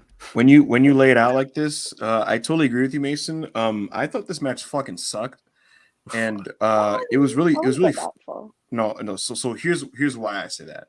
Work wise, it was absolutely fine. Absolutely fine. There are 2 pros who know how to wrestle, and work wise, they didn't do anything wrong. They had a match that was professional. Here's why I thought the match fucking sucked. Juice Robinson is so much better than this, and he's so much more than this. And I watched this match with the mindset of this is a tryout. I've never seen you before. Impress me or do something that catches my eye. I literally pretended like I'd never seen him before, right? Yeah. And when you look at it from that standpoint, it was really frustrating because You know, Juice Robinson for so long was such a really charming and charismatic performer, in my opinion. And I remember when I first saw him, the first thing that caught my eye was like, who's this white guy with dreads and colorful outfits? Yeah. Like he really just captures you. You know what I mean? Like when you see him come out with that, I think he did the Rollins bit better than Seth does, like the whole flamboyant, crazy outfit type thing, right? And I just really liked his vibe and his whole presentation and stuff. And like Mason said, he was such a really magnetic babyface. And I'll get into it with Bandito later, but like Juice Robinson, I thought that even though as a wrestler he wasn't on the level of like an Okada or obviously Kenny Omega, but I thought he really had his own merit as a performer, and so I was hoping for a Dalton Castle Battle of the Belts like effort here, where you know what I mean? Yeah, where he kind of comes in cold, and you're like, oh, this guy's really like just charming or something. And I was aware that he joined the Bullet Club, but it really just hit me how much they have stripped him of his individuality, because like how many bearded, long-haired, generic black pants white men are there in wrestling that just go out and wrestle? Like that really, like, it actively made me mad. Like I'm just sitting here and I'm like, wow, they really just turned this guy into a milquetoast generic professional wrestler. There's no reason to fucking sign this guy. What's special about the Juice Robinson of 2022 in the Bullet Club? Nothing. He went out there with Moxley. Mox couldn't even. Here's the thing about Mox. He's having a Wrestler of the Year run, right? And he's been so good this year that he can like will any match he's in into being great, right? He had a fucking great match with Mance Warner on Rampage. That shit was awesome. And here it's like between both of them, this is like a dispassionate effort. Like honestly, this is my least favorite AEW match of the year. That sounds insane, right? That sounds like almost hyperbolic, but it's just it was maddening. No, it was maddening. I've never seen Mox have less of a. This was Mox with the WWE Dean Ambrose pulse wrestling, like literally, like I couldn't. I don't know what. There was nothing there was nothing inside of him. He went in there and it was like, okay, you don't have it, then nigga, I don't got it either. Like we'll fucking sleep through this shit. And then you have Juice, who it's like, do you want to get signed? Because he went out there and it's like I don't know. So to me, I was perplexed, and the contrast couldn't be any more stark because there were two quote unquote tryout matches on this show. There was Juice Robinson, and then there was Bandito. Go out there, impress people, perform, make them care about you, make them remember you. And one guy did that, and one guy did not. And so to me, this match was an abject fucking failure because this guy did nothing to make you want to sign him. That's the bottom line. The point of this match was to make you care about Juice Robinson and go, oh my God, wow, like we should sign this guy. And he didn't do that. And the reason why I'm so passionate about this again is because I've seen him be capable of so much more and be more and grab you. And so to see him reduced to this because of whatever it is, whether it's New Japan's booking or the Bullet Club concept, is really, really disappointing. He's not a 45-year-old broken down wrestler. He's still relatively young. Yeah. So I hope he kind of breaks out of that and rediscovers whatever magic he used to have, because this was really, really sad to watch personally. 2 stars. Crowd was absolutely not into it as well, which is nothing. It's even more of a shame because obviously Mox is their top guy. Yes. You never want it, regardless of what you think of like Juice's performance or whatever. It's just the crowd last night in general was just kind of off. It was a weird crowd. Yeah, they weren't that into it for the matches. Bandito obviously woke him up at the end. We'll get to that because he's amazing. Yeah, but after this match, we had the Hangman Adam Page face off. He comes down to the ring. In his pink jeans, his pink top. He's dripped up. And he has a face to face with back. He has a Hangman has a face off with John Moxley. Obviously they face each other in a couple of weeks. And MJF. Can I ask you an honest question? Go on. When Hangman stood there face to face with Moxley, right? Were you moved? No. I was, but they're two anyway. of my favorite wrestlers. So. Now pause. Wait, pause.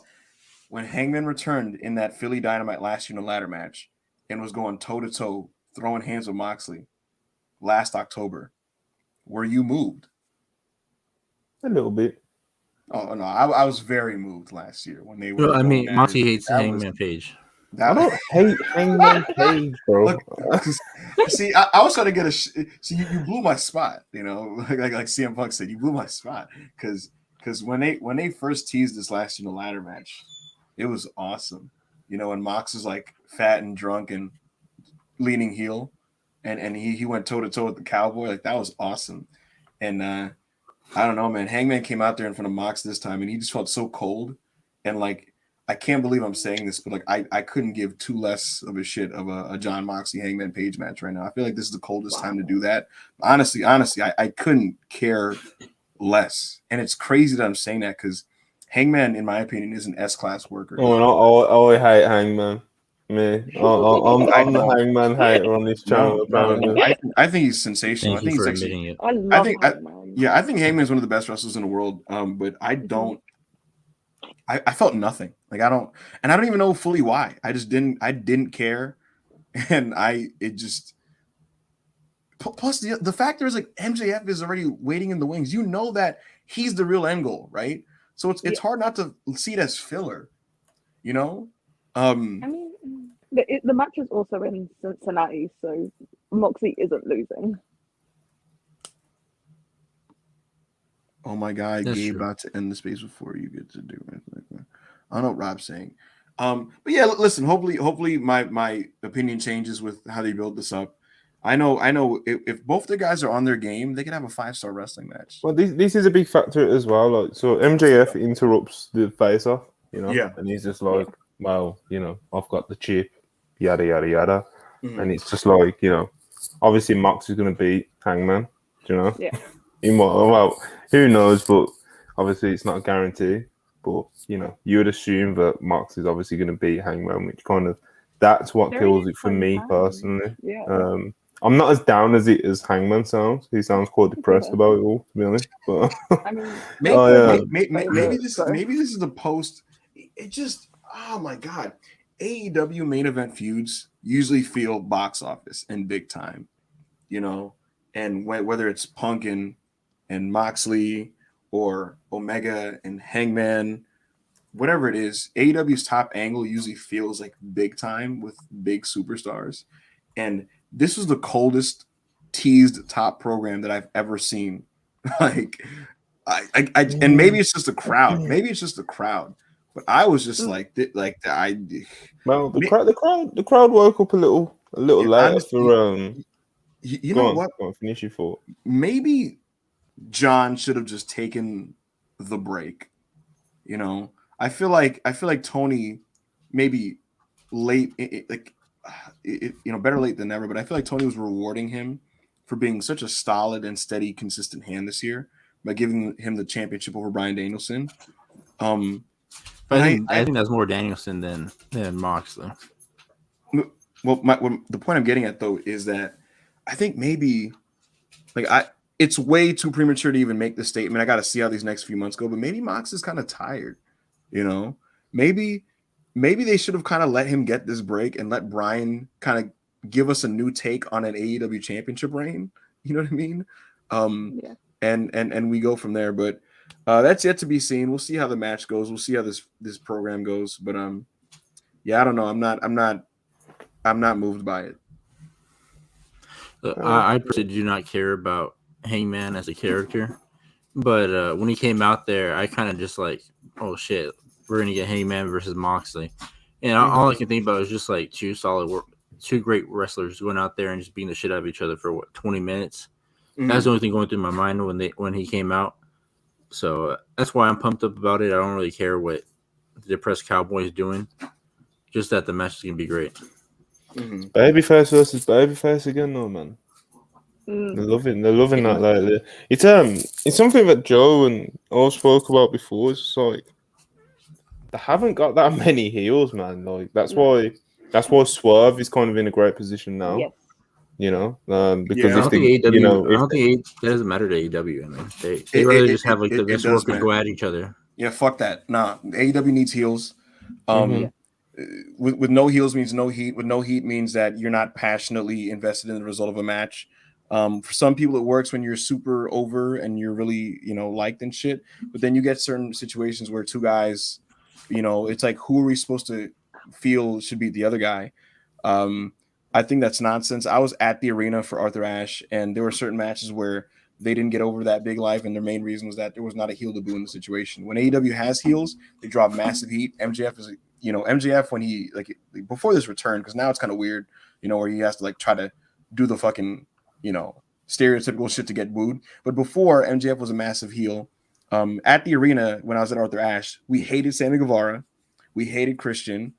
The people who are concrete heels get great heat. The crowd wants to boo people. It's a side of their fandom where you got to get that energy out. You know what I mean? And so, I think we need more heels. So, like Charlie said, Swerve's in a great position here because I think he could be like a massive supervillain. Yeah. So I'm looking forward to that. Yeah, he should be great. But speaking of heels, Joe's eventual heel turn on Wardlow is going to be glorious. By the way. Oh. Yes. We'll see what they do. We'll see what they do with it. We love you, man. I'm done with trying to predict Tony Khan heel turns and shit at this point.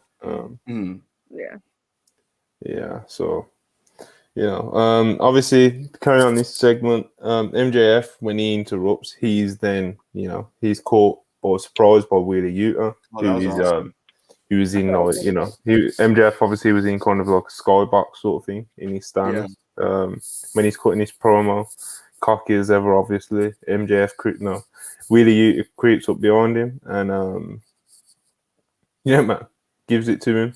They start brawling, it goes into the crowd, and this was a good segment, man. I like this angle.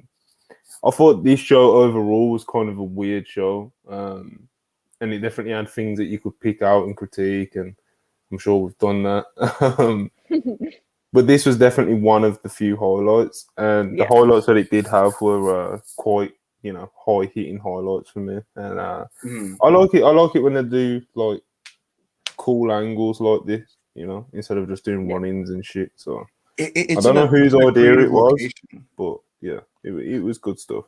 I love angles in diverse locations, I just like seeing different settings. A babyface coming in the skybox, whatever it's called, and just attacking. It's just cool. I was a fan of it. All right. So next up is it's been quite a divisive segment. It's the Saraya promo with the women's division, Britt Baker, that kind of back and forth. And I'm just gonna kind of get my little shit off on it now, kind of thing, before I let you two kind of run with it. What I will say is that it was very ambitious. I was saying this earlier to you, back up, that Tony Khan probably saw CM Punk come back after 7-8 years and still be 12 out of 10 on the mic, and he thought Saraya could just do the same. You could tell she was kind of nervous out there. Then she admitted as much as well, which, to be honest, I didn't mind at all. I know some of the old heads were kind of mad about even that part of it. But it was ambitious. I kind of almost respected the effort of trying to give the women kind of a substantial segment. Do you know what I mean? In the show, rather like I was saying about the previous segment, instead of just doing run-ins and stuff like that. Trying to do an actual segment and make the women look good. It's just a shame that the way it was structured and also executed by the talent wasn't amazing, But the initial idea and the ambition of it, even down to the time slot of it, was I guess it's a promising sign. It's just that they need to a bit of quality control, a bit of fine tweaking, and they might be onto something. As for Saraya, she's got quite a. I've kind of kicked the shit out of her on Twitter, because Twitter is the ghetto like that. It's kind of I think it's kind of a little bit harsh, considering she was like I said, she's been away for a long time, and she was just kind of thrown out there with a mic, and she's not CM Punk, so she's not going to be able to do what he did after not being on the mic for a while. But to be honest, I think she'll be fine in the end. There's a few awkward lines. Britt Baker's name rhymes with shit. That was a weird one. That was- There was a lot of weird and awkward moments, but that was, of course, like I said, When- that kind of down to the execution. But like I when said, it got into like making fun of each other's names, I was just kind of like, all right, what are we doing here? yeah, it was like I said, it was a weird segment, but the initial idea of it, I kind of respect the ambition of it, but it's just kind of, you know, execution, structuring, those kind of things. It could have been better, you know. What do you think, Charlie? What do you think of this segment? I appreciate what they're trying to do. My main issue with it is that Toni Storm was made to feel like a background player, like in that segment, which is really not a position they want to be putting her in. Because they had the same issue with Thunder Rosa, and we all know how that turned out. So it's it's just a really weird, like, if you're gonna have Saraya like feuding with Britt, try to move it away from the title scene. Like, I can appreciate them like setting the grounds of, these are your baby faces, these are your heels, like these are the matches we're gonna have going forward. And they did set up a good match for Rampage like during the actual title match. But I don't know, I feel like Britt did kind of expose Saraya on the mic a bit, but that was to be expected. She hasn't cut a promo in fuck knows how long, so Like 3 or 4 years. I don't know. It was there. They're trying different things. You can't really knock them for that. So I could just agree with you guys and move on, but I think it's productive to almost specify the problematic aspects of the messaging of the segment, because that's some of the things that like bother me a little bit the more I thought about it. Because when I watched it live, I was like, this is kind of a not live, but when I watched it after I got home, I was like, this is kind of an awkward segment that's a little bit disjointed and convoluted. Then I thought about it more because I was trying to figure out what about the vibes of it just were like weird to me, right? Because I got weird vibes, right? And I think when I really think about it, you kind of touched on it a little bit, Charlie, with the whole Toni Storm not being at the forefront. It almost feels like condescending and patronizing. How Paige walks in, you know, and she's just basically like, all right, well, we're gonna do this right now. So let me get all these girls out and like tell you guys how awesome they are, and like now this shit's gonna be good. And yeah, the women's division has not been perfect by any means. But there's just something like patronizing to me about like Paige with this messaging walking out there and basically being like, all right, well now we fix it. And the way we fix it is by telling you we're fixing it, by getting everyone in the segment. And it's a lot of show. I mean, it's a lot of tell, but no show. Because like you talk about giving women spotlight, but the spotlight they're referring to is them being lumberjacks. And in the segment, she almost by the end functioned as like a TV Raw or SmackDown general manager, which doesn't really work for me. At some point, she felt like Stephanie McMahon, which you don't want to feel like on this show. The other CEO, brother. Yeah, I just there's that. There's the fact that like you know the segment's not particularly good when I'm like relieved when Britt Baker is interrupting someone speaking. Yeah. Which is what she did. She interrupted Paige, and I was like, oh, thank the fucking gods.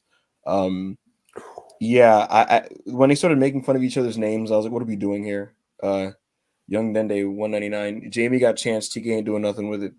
Yeah, Jamie got chance. He's really really getting over these days. I think they stalled her breakup with Britt because of what's going on here. Yeah, I'd agree with Charlie that here's the thing. They wanted to Zootopia Productions $5. If Hayter isn't in plans to beat Jay by Full Gear, Triple H becomes unanimous Booker of the Year winner. Thoughts, props on the pod work team. You know what, man? Jamie's getting so over. Statlander's going to be out a year. Yeah. Why not? Right? Why not? It's not a bad choice.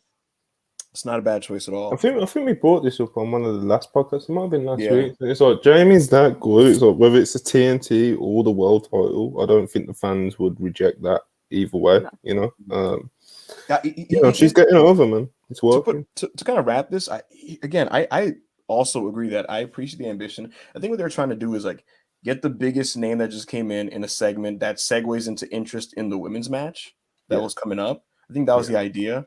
But at the same time, you know, I could see someone saying like, "Oh, this is just pandering and just doing the kind of WWE Revolution segment," which isn't perfect the way that they did that. Someone made a tweet that I when I saw this tweet, it really like kind of hit home with me. Someone said that like, hey, if you want these women to get over, just have them come on TV and do cool shit. You don't just walk out and just Yeah, tell and don't people. come out Yeah. and do a mothers meeting and be like, Yeah. tell us, Yeah. like, because Just tell us, like, I don't need to be told that Athena and Willow Wyatt, Yeah. Willow Nightingale and all these people are good and need my attention. I Yeah. just want to see them do cool shit, Imagine if let me think of somebody. Imagine if like Paul White was out there with like, imagine when they were imagine when they introduced the All Atlantic title, right? They had Paul White out there with like Phoenix and Pac and comparable guys, and was like, all right, guys, this is Phoenix. He's from Mexico. He's da da da da. This is Pac. It's like, bro. You want me to be sold on this new belt and these wrestlers? Let them impress me, And so with the likes of the women's in the ring, again, like mothers meeting, telling them like it's gonna be better now for the women. How? Show me, and so really to me the way to do that is to just have them do cool shit. Because otherwise, what's gonna happen, in my opinion, is if they continue in this direction and Paige does this like week in and week out, by the third or fourth week, people are gonna be rolling their eyes, and you don't want that. You don't want that. So that's kind of my general take there. And as for the match, one more thing about the segment, I feel like Tony is one of those people that like she has a very readable face, in my opinion, in terms of how she feels about things. Even back to WWE, when she got pied, she was like, "This fucking sucks." By Charlotte, when Charlotte threw the pie in her face. And here on this segment, it felt like she didn't believe in the segment, if that makes any sense. When Paige is calling her the best women's champion in AEW history, and Madison Rayne is like clapping and patting her, like, yeah, you are. She kind of has a face like, I guess. Like, it just it felt like she just didn't really buy into the idea of it. Yeah, she's just like, I'm ready to wrestle now. Yeah. It was. I was. No one pointed it out, but I really noticed that. So yeah, the match itself was good. Tony's a really good wrestler. Serena Deeb is very well, technically sound, so they had a good match. I got a lot of time. But crowd is dead again. Crowd was man. dead. Crowd was really really dead. Yeah. Really dead, which is kind of like I was saying earlier. It was kind of the theme for the night, and people always say with the women's matches, well, like, the crowd's always dead for the women's matches, but like this was just kind of like the trend of the night, literally. They woke up for the finish because Tony literally hit Serena with a pole driver off the top rope. So, it was a sick finish. Loved the finish, but the match, the match itself was, it's pretty decent, but not a lot to say about it, to be honest. Well, conversely, in the main event, we had Chris Jericho and Bandito, and hold on. Oh my God!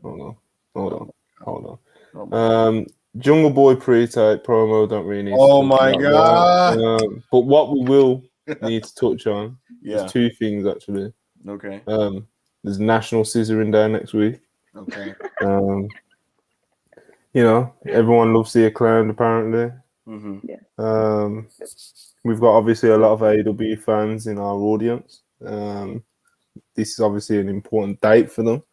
Next Wednesday will be National Scissoring Day. So get your scissoring buddies, get your boyfriends, girlfriends, whatever it is you do, and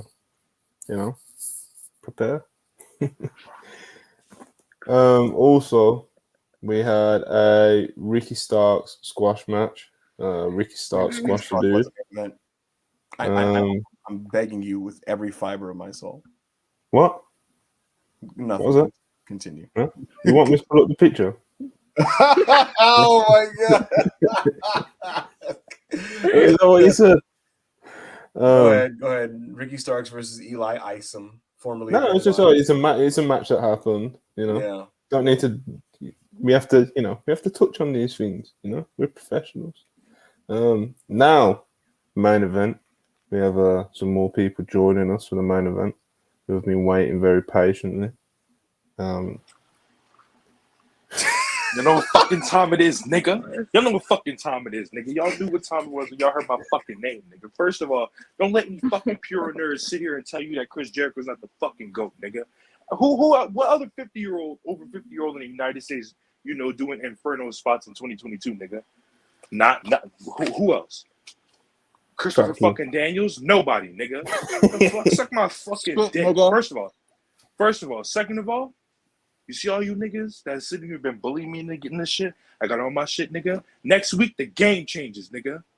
Next week, highest viewed video in this fucking channel's history, nigga. I promise you. Bet that up. Chris. The Herschel Big Walk Ocho. is crazy, bro. Ocho, nigga. Bro. Nah. I'll just say, bro, if Chris Jericho was my master during slavery, Oh my god. I would have snitched on Harriet, nigga. What is we talking about? Oh God, I snitched on Harriet, nigga. I snitched on everybody. It runs deep in his veins, you know. Nigga. Soon as nigga, I'd have cut Kunta's feet off myself, nigga. Shit. Facts. What you doing trying to run away from the Ocho? Big This Ocho. is definitely an unpure segment right now. Oh God, nigga, what y'all, bro? The podcast that we all still waiting on. Man. Master Jericho, Harriet's, she got hers of plans. Yo, Nigga, what is we talking about? Shout out to Big Jericho Ocho. loves me. Rob, Master Jericho do no wrong. Rob, what did you actually think of the match? Nigga, Bandito best luchador in the world, nigga. That's what I thought of the match.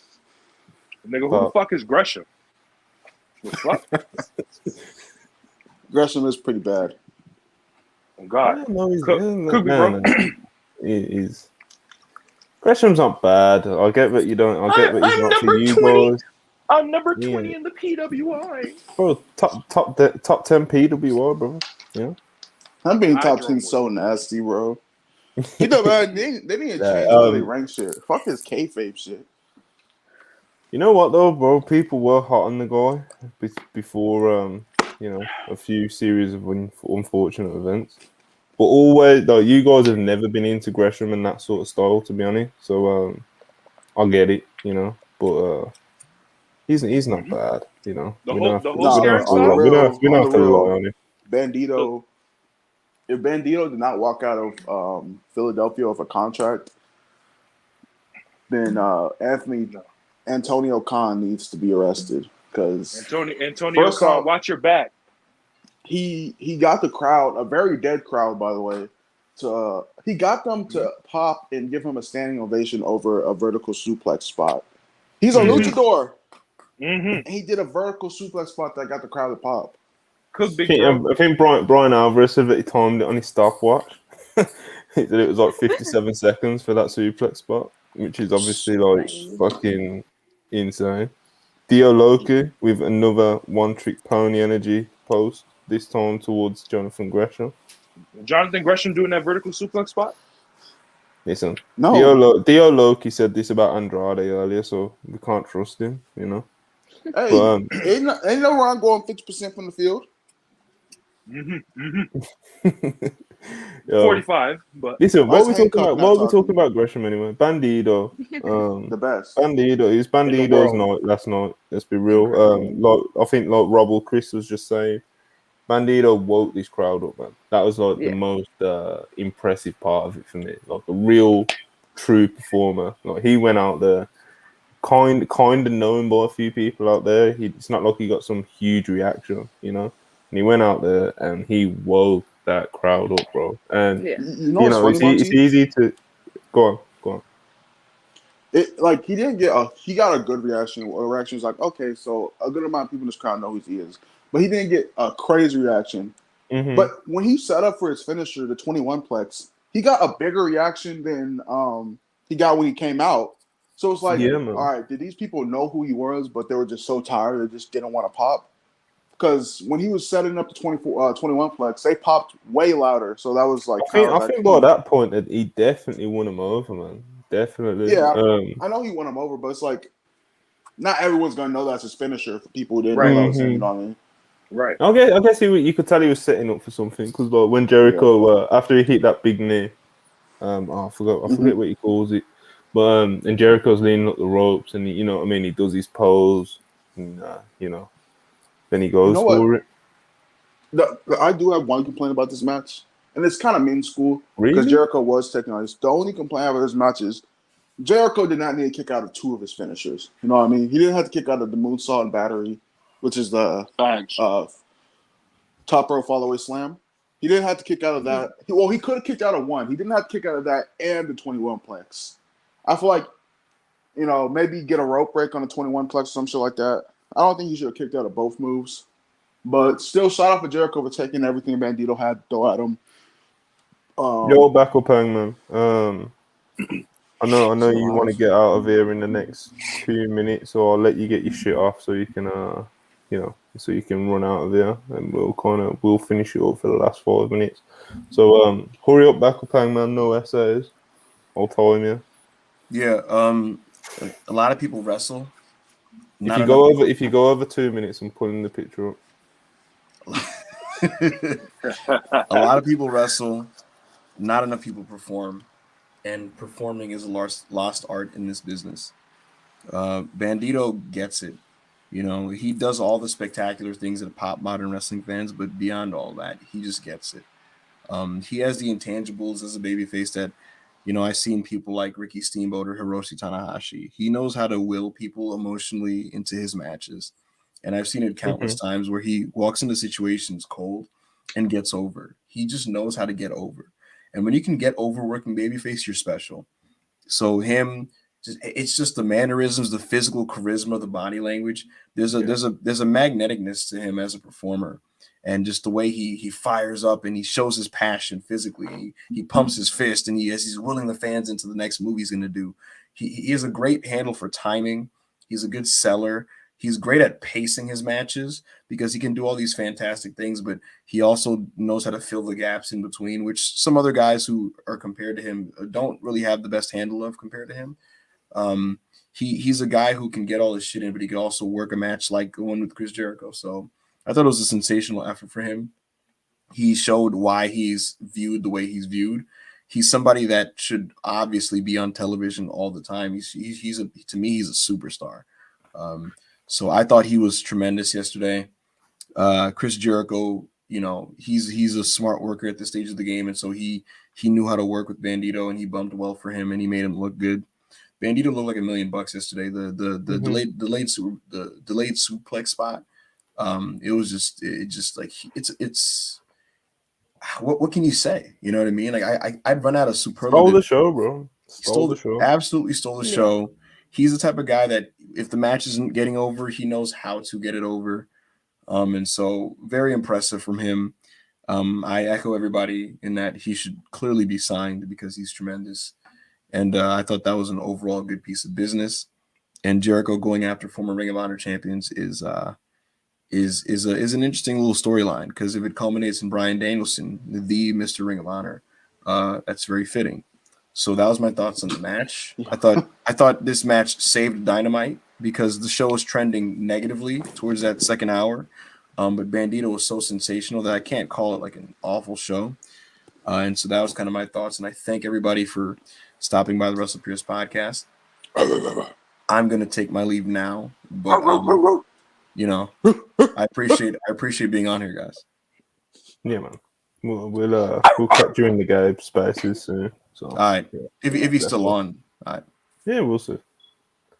Oh, okay, he's gone. But yeah, man. That obviously we can go on all day about fucking Bandito. He went crazy, you know. But in the world, I think obviously, you know, we got Chris Jericho, Secretary of Defense. We've got Chris here. We put Chris Jericho over a lot, but in this match especially, like, bro, guy's 51 years of age, and he, like, you know, he allowed Bandito to get all of his shit in, every single last bit of it, pretty much, you know, and he took it all. It's, bro, he's on a streak right now. One of the best of his career ever since his recent heel turn. Like, genuinely. Which is crazy. 51 years of age, man. It's crazy because when you're one of the best so glowingly. We're talking about so glowingly because we see him, like, people in the know, like niggas who know wrestling's fake and all this. We see this heel giving this babyface everything he needs to get over, taking all the spots. And like you're like, damn, Chris Jericho is really just a good guy. And then what he does at the end of the show, he just gives Bobby Cruz the Judas effect. It's like, oh yeah, this guy's a evil heel. It's like he walks the line of just goofy guy, and then he gets into the serious mode where, like, you forget he's a sinister person. It's really great to see Chris Jericho start winning people's hearts back as a performer. After that, like 2021, he didn't have the best year, and it's like, you know, it's really good to see him back in the light of, wow, this guy is, you know, amazing at what he does, and he's one of the best of all time. So I'm glad he's getting to show that again, how good he is. Yeah, he's one of the greats, man. And like this current one is like 100% like, you know, building his argument in those GOAT conversations and definitely helping his There's legacy. no argument. There's no argument. I was telling him like even, you know, like when Mox was on TV the other day, when he was saying like Chris Jericho is literally the greatest wrestler of all time. You know, there's a lot of his peers do think that.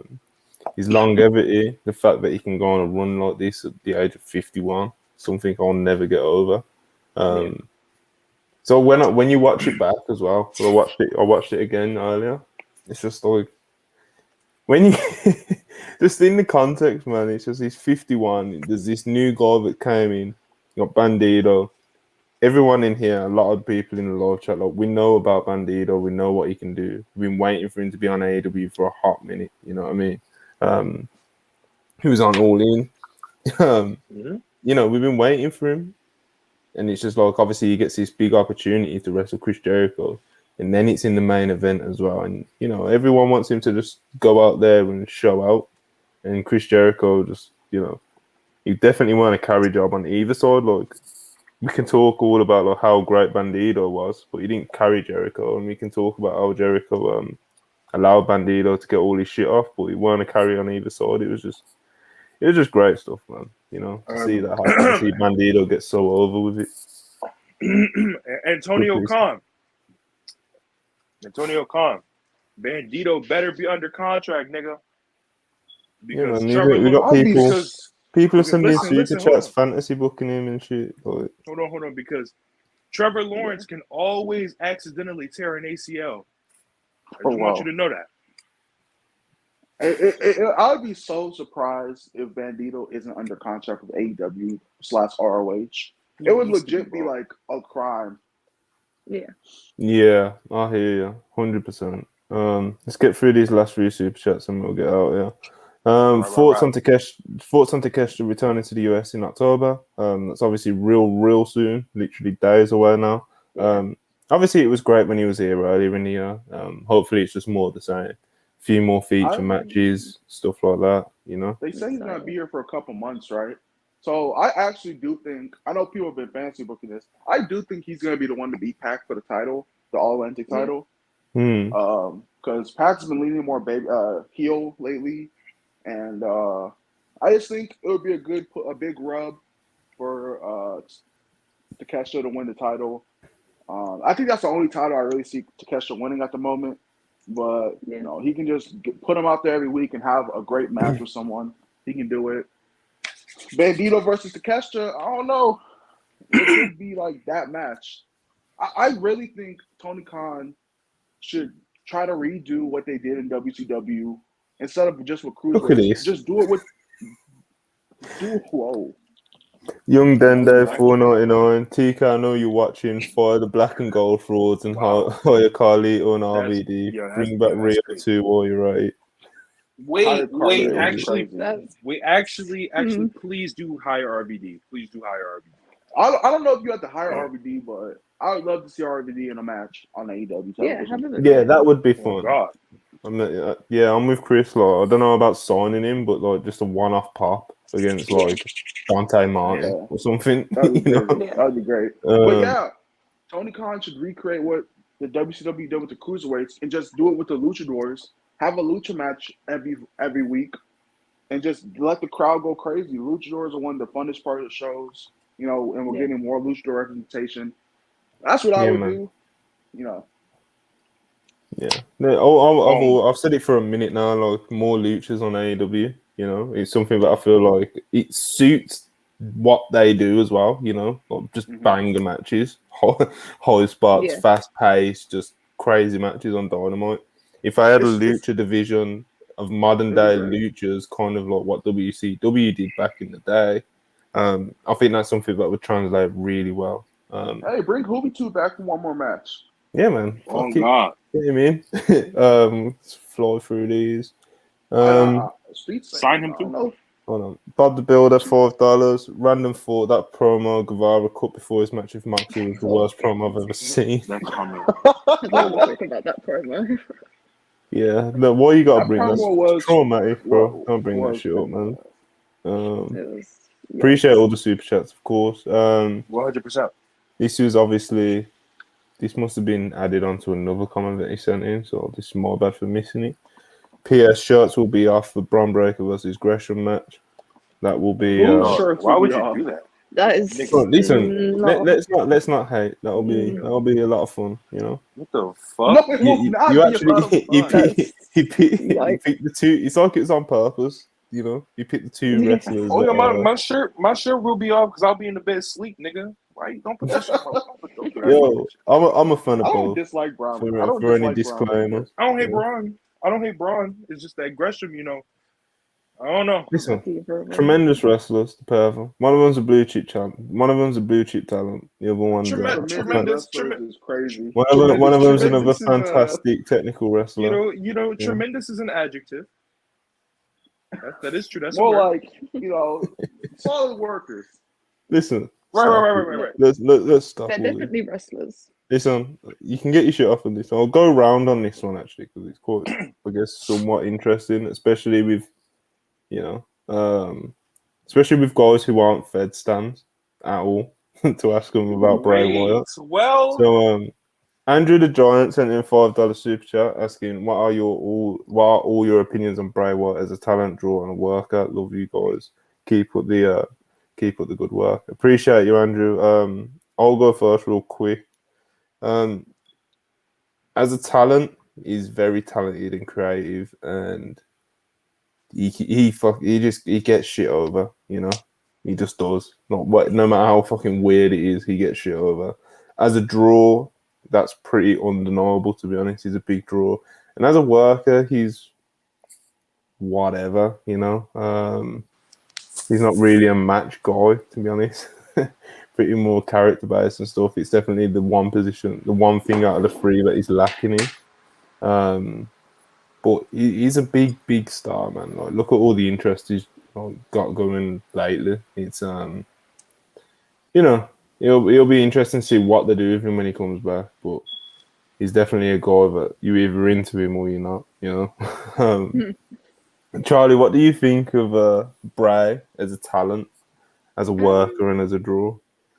I think he's got one of the best creative minds in the business, especially when it comes to the sort of stuff he does. Mm-hmm. As a worker, I think he definitely was doing his best stuff when he was with the Wyatt family and he wasn't working singles matches and it was more of the trios and tag stuff. But he's definitely a draw. You can't deny that. Look at all the buzz on Twitter constantly. The fucking ratings for the shows and that. You can't deny that he's a draw. Me, I'm not the biggest fan. I think he does great creative stuff, but the rest of it I could just leave. I'm not that fast. Yeah, so even before the White Rabbit stuff started, and all those teases and all that sort of stuff, it's people would still bring his name up when there was a surprise or something. So that's when you know you've got a crazy amount of relevancy and you're legit, you know. Chris, what are your thoughts on Wyndham? I think he seems like a really good great person, nice guy to be around. I know he's had problems with his mental health and stuff like that, but as a draw, it's proven he's one of the best merch sellers in WWE history with all his shit. Niggas was buying that ugly ass replica belt, so people like him. He's very creative. He is one of the best creative minds in wrestling history. That's why I thought he was gonna go do horror movies or something, but no. Mm-hmm. As a worker, I'm not as down on him. Well, I hate the Fiend as a worker. Like when he was working with the Fiend, like he legit didn't have any good matches until Daniel Bryan. Like he had, oh my god, that match with the Miz is legit one of the worst matches I've ever seen, bro. Daniel Bryan was getting the horrible. good match out of the Fiend is like, when you're talking about him being the GOAT, well, that's something. It feels like something you should bring up, you know. But as Charlie said, I did think he was a pretty solid worker when he was working the Wyatt family, like with the Wyatt family. Like the Shield versus Wyatt family trios match is one of the best trios matches. It's the like single-handedly best trio match in WWE history. It's one of the best trio matches I've ever seen. So I don't know. I think if he goes back to just, I feel like when he works as the Fiend, he feels like he has to add all this story and character to the Fiend, like how he works. But it's like the Fiend working a match is stupid because he's supposed to be a demon. So why are you following the rules of a wrestling match if you're a demon? So it's already stupid. So it's just like, all right, bro, you don't have to add this other stuff. Just wrestle how you used to wrestle. Do your nagas and shit like that. It's cool. But you know, I like Bray Wyatt. I don't want him in AEW, but I like Bray Wyatt. Yeah. Rob, you got any takes on the Fiend? I love Bray Wyatt. That's my big bro. I talked to him the other day. Where do I need him? A creative room, not a wrestling room. So there we go. Fair. And the last quick one to finish it off. Not saying he's horrible. Go on. Not saying he's horrible. He's just not for you. Yeah. Yeah. Mad King 199. Thoughts on Triple H wishing he feuded with Ray? That would have been some very nasty business. He would have. Yeah, he would have like bullied Ray Mysterio. Yeah. He would have bullied Ray Mysterio and just kind of beat him at the end. y'all think he was racist with Booker T? Bro, you would have been extra racist for Ray. People think what year as well? Are crazy. That would not be great. It would just be Triple H burying him. Literally. Imagine that feud in like 2008. You know, making a bunch of amusement park short jokes and shit. Nigga, I don't need that. I'm straight. Have they really never had a match together? They probably had a match, but not a feud. You know. It'd be hard to imagine they've not had a match at some point on a house show or somewhere or something. Like they've been in this. They were the same company for too long. Triple H trick y'all, man, bro. People, I don't know why people go back and think Triple H was just this. Because I guess like he books all his indie stuff now. Like I don't know why people like think Triple H was like this worker who was like very generous and gave people shit to get over. When he was like literally just didn't. People don't think that. I don't know, bro. That feud would not have been good. They would just buried Ray, and I don't know. Yeah. Well, no. Triple H and Rey Mysterio have never had a match together. Ever. Wow. Yo, that's crazy. That is insane. Is that a cage match? Is that a cage match stuff? Yeah, I did. I searched up cage match with it, and then nothing showed up. Oh shit! It might have happened on a Raw. It might have happened on a Raw. But anyways, yeah, no, I don't want to see that feud. I'm sorry. Yeah, no, it would have been nasty business. But yeah, man, that was AEW Dynamite. We touched on some news. We read some super chats, and it was only meant to do 2 hours, but we've done 2 hours 23. That's what Backup Hangman got out of here real quick. And we've had a few people come in and out of this. Can't even really keep up with who's been on. Chris's connection kind of held up at the end. He didn't sound like a robot. Proud of him. Chris Jericho, one of the GOATs. Bandido needs to be signed. Yes. Like immediately. Hopefully Wheeler Yuta can keep getting better on the mic. Yeah, man. Daniel Garcia and Bryan Danielson are tag teaming next week. That's a big part. And Dynamite was a bit of a weird show, to be honest. Team Daniel Bryan. it was. Rampage was really good though. Rampage was better than Dynamite. It was a weird show, man. Like they tried some stuff. Some of it worked, some of it didn't. It had low points, it had high points. Shut up the Trustbusters. Ugh. Yeah, normally The Dynamite's a Hurricane bit did more kinda- steady, quality wise, but Yeah, he's Hurricane. had this like dipped up and down quite a lot. But Yeah. yeah, man, it was a good show, and yeah, man. Obviously, this has been a WrestlePurists podcast, episode 47, I think. We've been joined by Backup Hangman, Charlie, Chris, Rob, Manny. Am I missing? I don't think I'm missing anyone. No, I think that was Obviously, it. we appreciate everyone listening, everyone who sent super chats in. Please subscribe if you haven't already. Like the video, that's always appreciated. And as soon as we end the broadcast, please leave us a comment because that helps as well. And yeah, man, I'm gonna pull this up one more time. W. Yo, peace. Thank